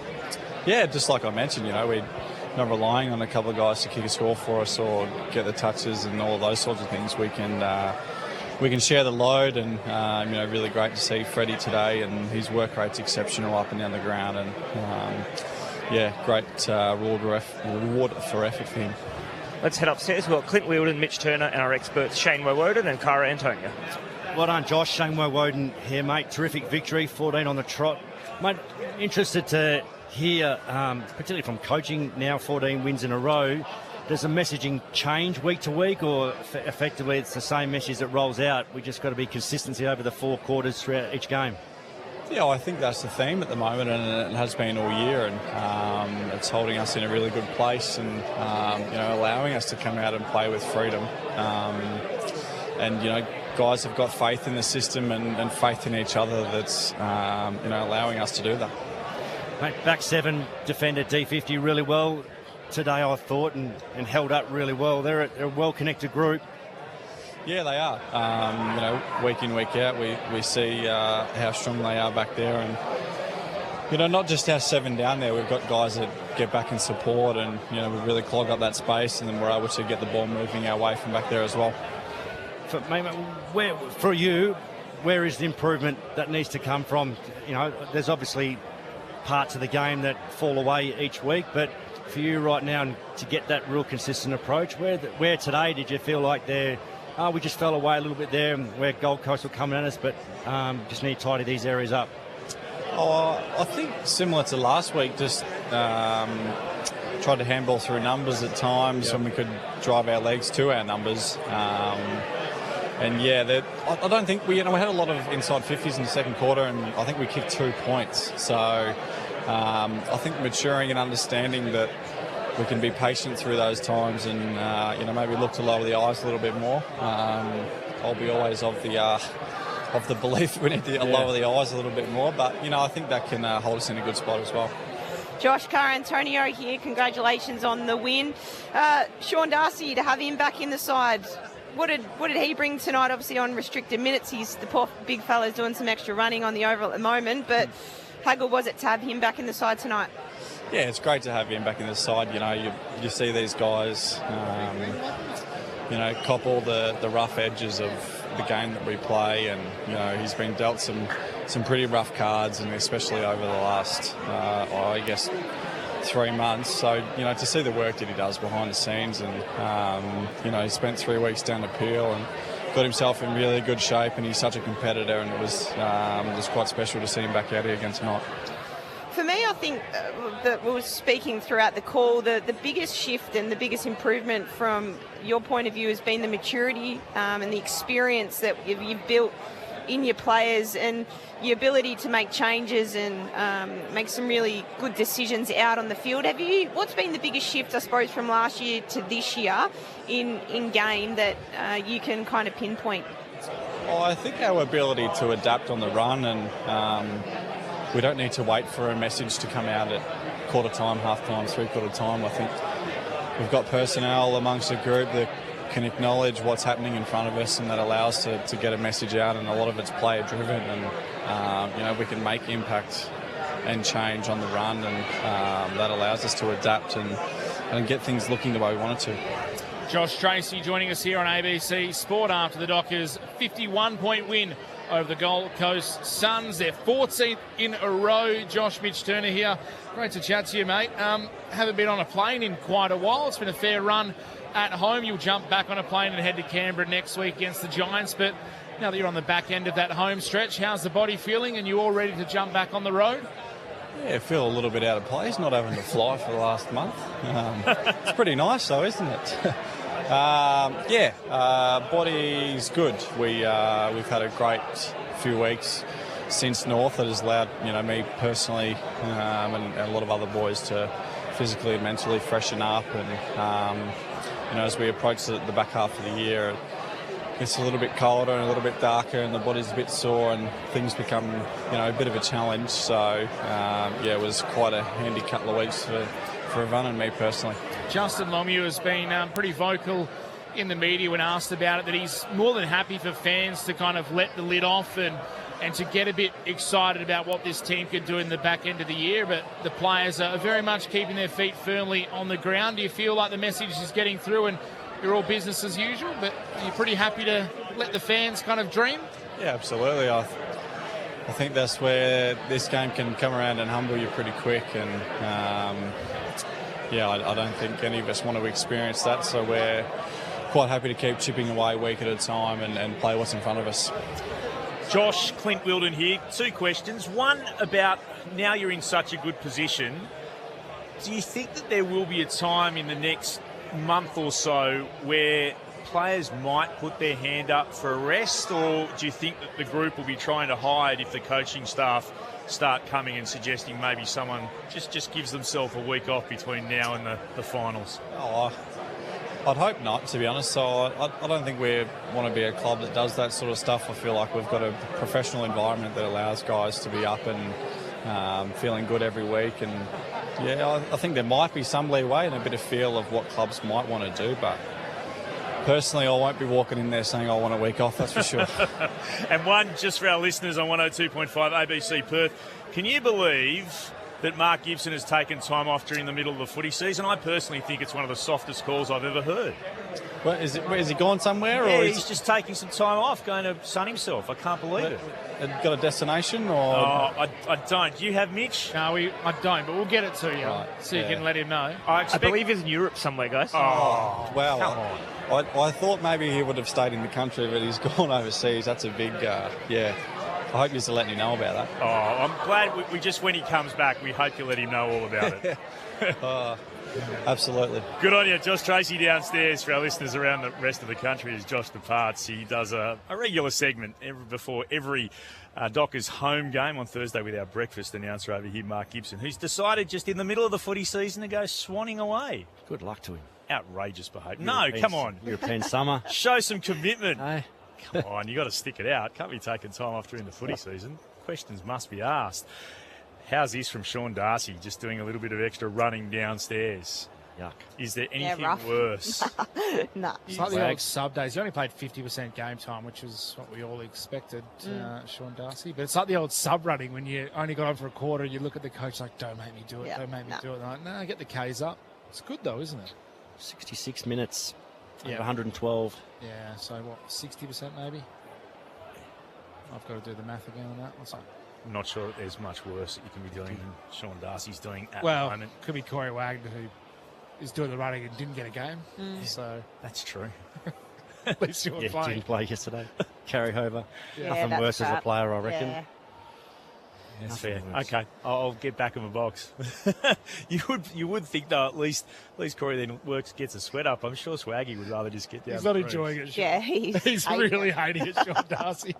Couldn't see worse body language of a guy doing running. Well, I was going to say, he's got out there, he's got back involved, he's kicked the goal, and, oh, by the way, Sean, come out for a few more run-throughs, just in the cold while the rest of your teammates are celebrating down in the rooms. He did kick a goal, Sean Darcy, as he returned to action, hadn't played since gather round with a calf injury after 3 games in the WAFL. Got back into action today. You could tell the delight on his teammates' faces as well when he did kick that goal. They certainly got around him as he continues to just do some run-throughs beneath our broadcast position here. Now, I wanted to get your thoughts on how you reckon the big fella went today, first game back. We didn't have a touch until partway through the third quarter. It's just about getting on there and getting through it, wasn't it? Really, no influence at all around the ground. He got his goal, which was given to him a little bit, probably. Absolutely. But it was great to see his teammates get around him, and I think he's well liked within his footy club, so they find him very important. And I think Justin and the coaching group do. They want to select him after 3 weeks in the waffle. So he'll get better with a run. Agreed. Yeah, no real impact. Jackson was still obviously the dominant ruck. I mean, they lost hit outs and clearance, but Jackson obviously the number one at the moment, which will continue no doubt for the rest of the season. And what Sean Darcy's role looks like for the back end will be very interesting to watch unfold, no doubt. Anything else that springs to mind on Fremantle before we turn our attention to have a look at the Gold Coast Suns and what it means for them? Well, did it affect Jackson, though? So we talked about Darcy's impact, but the whole thing coming in was, it'll ruin Luke Jackson, who had 15 disposals, 2 goals, 16 hit-outs, 4 clearances, still had a huge impact on the game. That was the other thing, is it's going to completely ruin Luke Jackson. I wouldn't say it ruined Luke Jackson today. He did what he needed to do. No, I don't think so. No, it doesn't ruin it. Whether or not he plays less minutes in there, which he does, obviously, with Sean coming in, but it just wasn't a game for high numbers from him, this point of view. But his ability to go forward and catch it and hit the scoreboard is really important. So I thought he still had an influence on the game. I think the one for me was when how the rotations looked. So Darcy would come on forward, Jackson would still be in the ruck, and then they'd eventually flip when they could. So Sean Darcy down there with the likes of, say, a Voss and a Tracy, it's obviously a different look to having Jai or a Jackson down there in terms of agility and how mobile they are. So that would be the one thing to watch, I think, how they utilise him. Second lowest percentage of game time for the year for Luke Jackson at 70% game time. The lowest being 68 against Essendon. However, he did come off kind of late and rest on the bench at the end, which just affected those numbers as they kind of pulled him from the ground and said, hey, Alex Pearce, hey, Josh Tracy, Luke Jackson, Shea Bolton, we're all sitting on the bench. Well, it's one to think about as well, because for me, I personally think Jackson is probably the most important player at Fremantle at this point in time. And you've got to, I know they don't want to rest players or anything like that, but you've got to manage a player like him, especially in a game like tonight and the ones that are coming up. So it's smart, and again, give more game time in the coming weeks to Darcy to make sure Jackson's fresh and ready to go for the back end. You would have been calling that Eagles game years ago when it was the 4 on the bench and they played 5 on the bench for the last 5 minutes because they were up by so much, and they said Kennedy, Hearn, McGovern, everyone, and they pulled them all off, and they had 5 on the bench and played with 17. We'll play with one less because you are the players. Yeah, I was about to ask Shane, do you agree in a game like this you have a look at those players on the bench and they are the ones that, he's gone, you can all sit down, we won't risk anyone with this guy. So you go through them and they are Jackson, Tracy, Pearce, Bolton, Switkowski. Yep, they're important, particularly your big boys, your bookends, and then Jacko, who takes a battering every week. You're coming up against big men, you're wrestling with them all the time, you're crashing into them knee v knee at centre bounce. So it's important to manage them and rest them when needed. So Pearce and Tracy spent the last 12 and a half minutes off the ground. So they were well and truly nice. Jackson the last 6 minutes. They're probably the only other one you'd throw out there is maybe Hayden Young. I think they're trying to get a few minutes into his belt, under his belt at the moment. Coach Boxer, they're having these discussions, halfway through the last, what do we do and who are we getting off the ground to rest and whatnot. Absolutely, they're having those chats. So you mentioned it perfectly. The only one that I might trade of those is I might trade Young for Switkowski. And I think Switkowski's really important. Very important. But if I was going to make a trade and Young didn't need some more minutes because of the injury issues he's had, I think that gives you a pretty good indication where Justin Longmuir... his history, Young, you need to protect him as well, soft tissue especially. You want him in the most important part of the season for sure. So, the depressing side of things for our listeners throughout the Gold Coast and southeast Queensland, that was a pathetic performance, a dreadful performance. So, from up until the 23rd minute of the third term, the Gold Coast Suns had kicked 1 goal for the game. They finish up with 3 goals for the game. There were occasions today where Fremantle could find uncontested players wherever they looked on the ground. There wasn't a huge amount of chase. There wasn't desperation to get on them.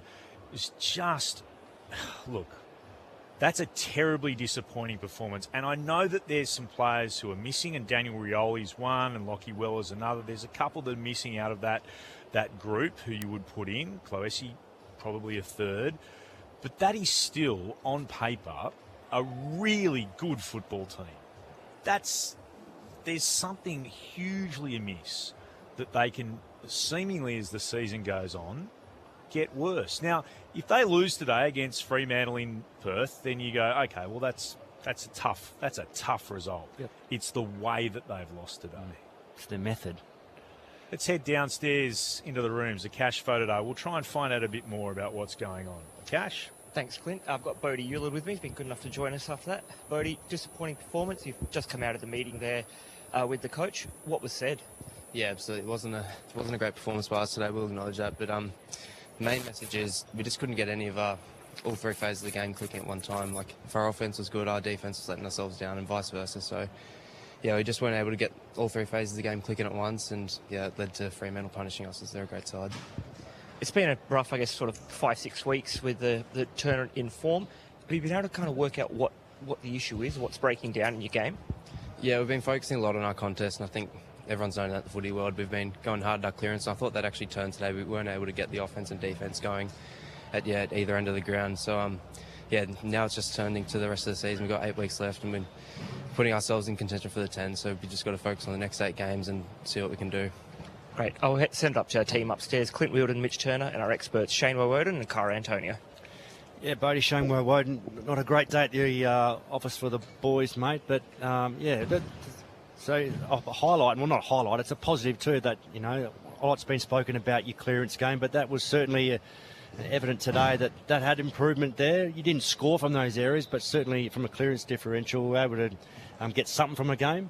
Yeah, absolutely. We've definitely been under the microscope in the last few weeks with our clearance game, but no, the boys did really lift in the contest, and we're really happy with how they performed today in that aspect. But yeah, as I said earlier, we just couldn't get any other areas of our game up and running at the same time.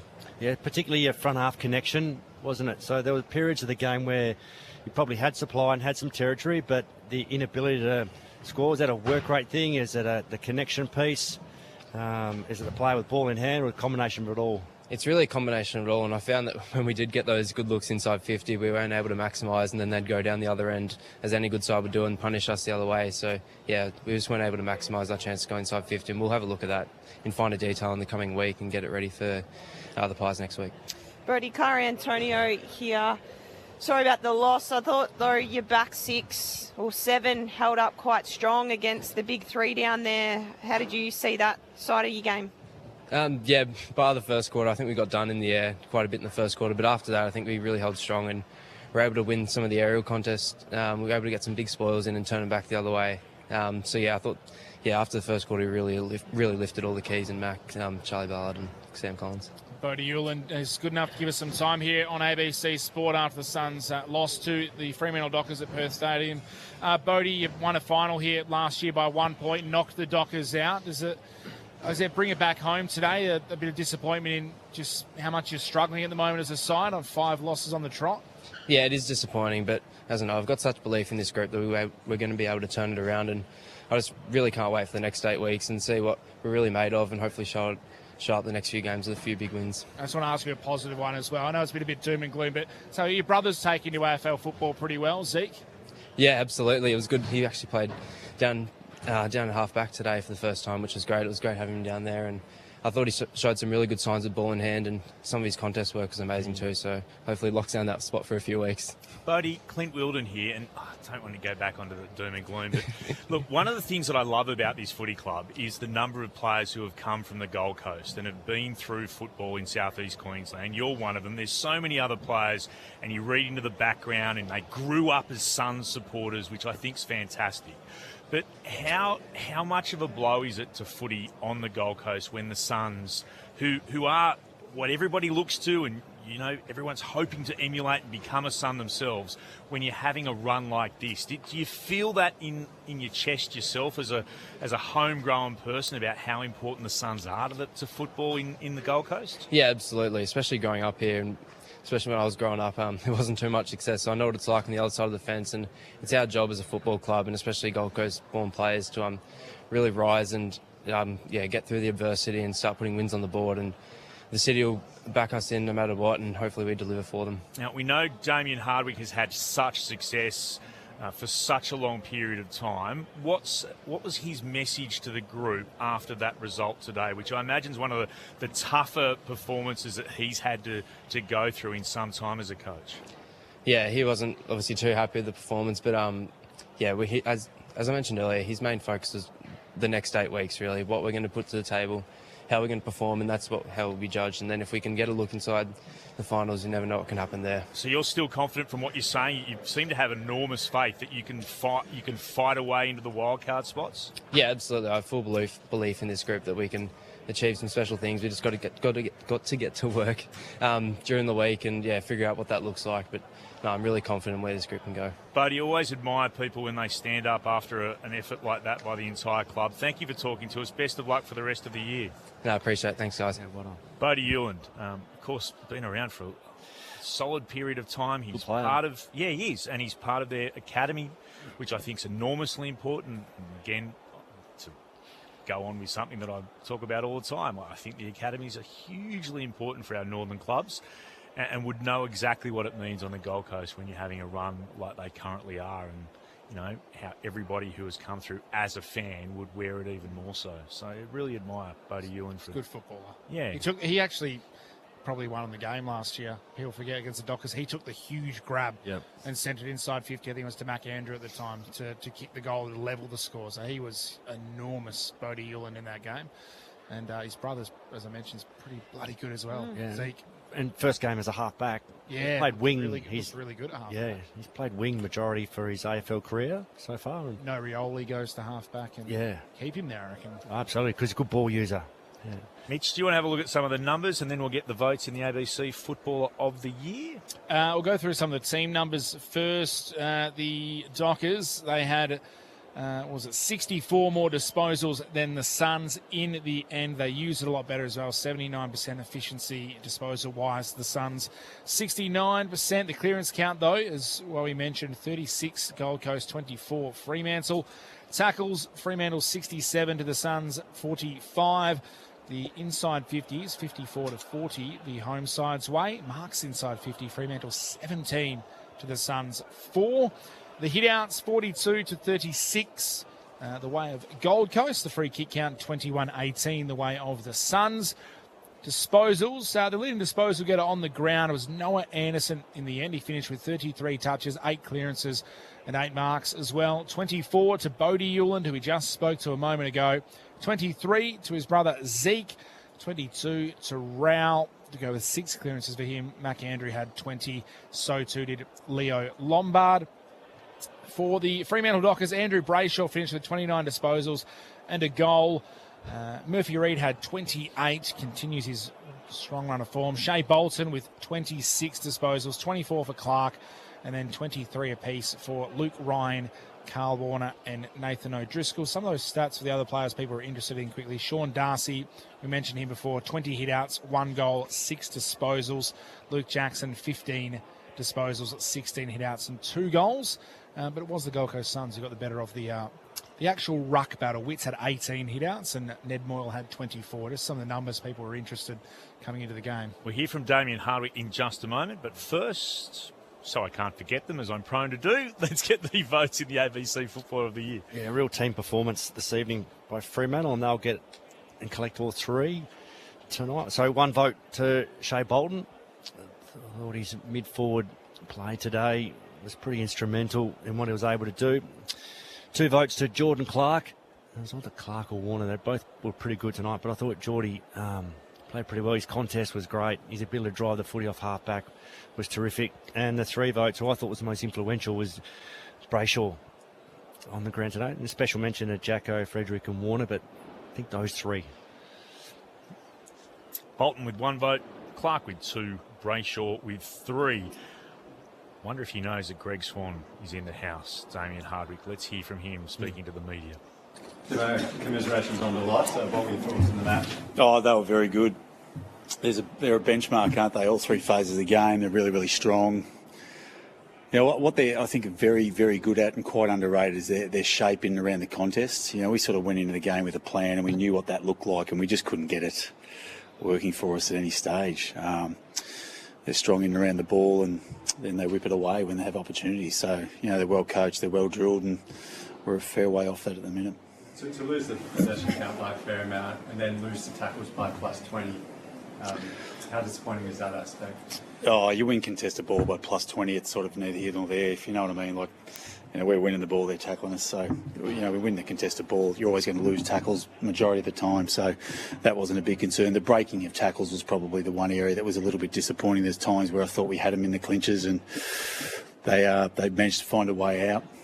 You won the clearances pretty easily. Why do you think you couldn't capitalise? Their defensive shape I thought was very, very strong. We couldn't get any clean ball inside 50 first and foremost, but everything was sort of, I felt was under pressure. So, it was one of those things they do very well.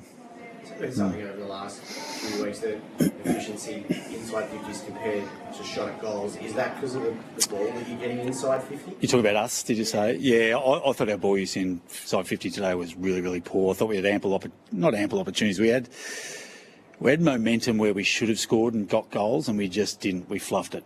They're the frustrating ones, especially when you're away. You need to capitalise on those opportunities, especially in the first and second quarter, I think it was, where we had some looks where we just weren't clean enough or good enough to get a score. Everything looked really, really hard. And credit to Fremantle, they do a great job of that, but we've just got to get better at those situations. We had opportunities where we could have passed off to a teammate to get a better shot on goal. And I spoke about this last week, and we didn't do it, so we've got to get it done. Look at different stats. It's hard to pick one from our side. It's hard to pick ones that you would look at. But -70 uncontested footy for Freo. I think the last 5 weeks are going real hard, and about 40 they're up. But -70 seems a lot for uncontested footy. Yeah, it does. At the end of the day, possession counts are the possession counts sort of thing. Like, various stages, if they're getting the ball and they're holding it off you, it's hard to defend. They did a good job of that today. So, the possession counts one thing you look at. You look at a number of different factors, mate, to be perfectly honest. It's not something that we specifically focus on when the game's sort of dead and buried. They do hold on to the ball a bit longer. So, yeah. Do you feel like you got the team set up right today with the Moyle and Witts combo in the wet? Did you like how that looked? Well, end of the day, it's 2 rucks versus their 2 rucks sort of thing, and you've got 5 on the bench, so you've got to look at that. And, one of the things we do like at various stages, we don't lose the ascendancy in the ruck. Clearances, I think, were look in our favour. Once again, that's one phase of the game. The around the ground aspect is the other one that we have to look at. But, from our point of view, I don't think it cost us the game playing the 2 rucks. Looked like Nick Coleman had a little bit of a job on Caleb Sarong at times, but Freo obviously pretty deep through the midfield, so was it hard to settle on Sarong? They've got so many good players through there. Yeah, it was sort of thing. We just wanted to do a job of clearance. I don't know what his numbers were in the end, sort of thing, but it was one of those matchups that we sort of wanted to work our way through. That some of the magnets that we're, obviously with Rioli going out and all that sort of stuff, we're trying to pinch a few things here and there. So it's sort of, have an opportunity to look at a couple of things, whether they worked or not. I'm not too sure. We'll have a look at the tape and work our way through it. Round forward, did you like what you saw from him? Oh, bits and pieces. It's something that we've got to explore. I think, actually, case in point is Freo, the way they manage their midfielders, and we're fortunate and lucky that we've got good depth in that position as well. We've just got to make sure we get the best out of that, but also the secondary phase of playing forward and kick goals. I think the very best sides, as we sort of spoke about, they're very, very hard to tag because there's a great deal of players that can go through there and impact the game, both through possession count but also scoreboard impact as well. And we've got to evolve into that. It's something we're being inconsistent at, and we're probably not getting the best out of it at the moment. I aren't anyway. At this point in the season, we got a pretty good idea of where teams sit in the pecking order. Are you worried right now with 5 losses in a row? Yeah, look, it's an 8-week season for us. End of the day, we win more games than we don't. We probably escape into the top 10. That's got to be the aim of us at the moment. And look, you do look at our side from last year to this year, from this time we played them here, 10 changes sort of thing. So it's significant. We know that and we understand that. What we've got to do, or what I've got to do, is get our boys playing better, more consistent brand of footy. This side is very well drilled in 3 phases of the game, and we looked anything but that tonight. With the midfield setup that you've got at the start of the season, a lot of people thought, this team's loaded and can have a real crack this year. Do you think that could still be the case, or do you think, we went a bit too young? No, I think if we get a game up and going, and the fact of the matter is if our very best players play to their capacity, we're a chance of beating most sides, like every side, to be perfectly honest. We probably haven't played to the level of the expectation that we've got on ourselves, first and foremost, but also the media also. So, people are always going to come when you don't live up to those expectations, and we're disappointed with where we're at. We've got to take stock, and we've got 8 weeks to try and turn it around. Confidence, we all know that it's so important. Yeah. How do you go about understanding Yeah, that? and that's the challenge, isn't it? Great coach of mine, Dennis Pagan, used to say if confidence was as easy as walking down the street and buying a bottle of it, everyone would be doing it. So, my job as a coach is to sit there and get the players to understand, why and how we lost, but more importantly, what we are capable of doing when we play our best. Been a tough battle the last couple of weeks, I'm not going to lie. We're just struggling. Like last week was a good game of footy for us. We played well. Tonight we just reverted back to, the middling side that we probably sit at the moment. So we've got some work to do. There is Damien Hardwick.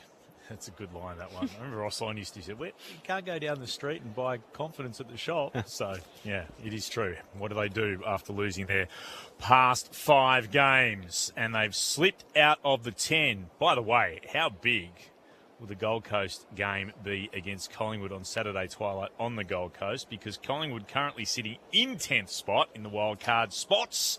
Gold Coast now having slipped to 11th after results today. Here is the ladder. Fremantle 2 games clear. And this actually means something now because we're through the bye round. So everyone's played 15 with 56 points. Sydney in second on 48. The Hawks in third on 42. Geelong in fourth on 36. Brisbane are behind them on percentage in fifth with 36 points. The Crows are on 36 points too. They're in 6th spot on percentage. And Melbourne out of the 6 on percentage. They've also got 36 points, as do the Western Bulldogs in 8th on 36 points. So 4 to 8, all on 36 points, separated by 111 points for Geelong 120.6. Then Brisbane 111, Adelaide 110, Melbourne 104.2. The Bulldogs 92.8. They're all on 36 points between 4th and 8th. North Melbourne climbed up into 9th with their win today over the Bombers by 14. And Collingwood round out the 10. They've got 30 points. Gold Coast outside of that with 28. Carlton in 12th with 28. St Kilda and GWS both with 24 in 13th and 14th. Port Adelaide in 15th on 20. Then the Eagles with 16 points in 16th. Richmond on 17th. With 8 points, and the Bombers with just the 1 win this season so far in the wooden spoon position. Carlton coming. Carlton are coming. Coming, are they? No. No, I think they are. Yeah. Look, apologies to our friends like the Traralgon Tiger and our other Richmond supporters, but next up for the Blues is Richmond. And if they keep playing the way they're playing, they will beat them. And can you imagine if they can roll the Hawks at the MCG in round 18? Then the lid will be off for the Blues. Absolutely. Won't they be up and about? It's a great story. Well done to Josh Fraser. Unbeaten so far since taking over at the start of round 10. It's a ripping yarn. Alongside, by the way, with Melbourne, who are coming off the bye this weekend, with what Stephen King's been able to do. It is all about Fremantle at the top of the ladder at the moment. And their next stop, they're across the GWS to take on the Giants in Manuka. Next week, we all get underway on Thursday. Geelong and Brisbane. That's another enormous game. 4th and 5th. Then Friday night, you've got a choice of 2. Sydney in 2nd, up against the Bulldogs, who sit in 8th. And then over here in the West, the one that we just want to hide is West Coast versus the Crows, unless you're an Eagles or a Crows supporter. The Hawks take on Melbourne 3rd versus 7th on Saturday. I mentioned the Giants and the Dockers, and then also Gold Coast and Collingwood. Richmond will take on Carlton in the late game on Saturday night. Big chance for the Blues there. The 2 games on Sunday. Essendon to take on St Kilda. They'll host them at the Docklands. And then Port Adelaide are at home to North Melbourne, which again, maybe North can continue on their winning way. They've been in good form now, North. They've won their last 3 after beating West Coast here in Perth by a point a couple of weeks ago. So there's still a bit to play out. I'm still just so... They're not a serious club, though, because they sell games, North Melbourne. Well... Not many people criticising Gold Coast for still selling games, and... My attitude with they're below North. What's a serious football club? A club that doesn't need to get a massive amount of extra money from the AFL to keep the doors open. Agreed. And there's a club who played here today who sells games to Northern Territory every year, goes and wins both of them, and are behind North Melbourne. So, yeah, it's criticise all them. All right. Wrapping it up. I'm with you, by the way, 100%. I know, we're on the same page. Not just the same page, we're in bold print. Thanks very much to everyone joining us wherever you happen to be around the nation. Don't forget AFL Monday tomorrow. Get it on your podcast. Looking forward to the next edition of Unicorn Watch from Ben Cameron. Cara, Wowie, thanks very much for your company today. To Akash downstairs, to Jace back in the studio, and to the great man Sardi, who keeps it all together. Thanks very much for your company from Perth Stadium. Fremantle Day, 14 straight wins. They're up by 51 points over the Suns. Clint Wilden saying bye for now.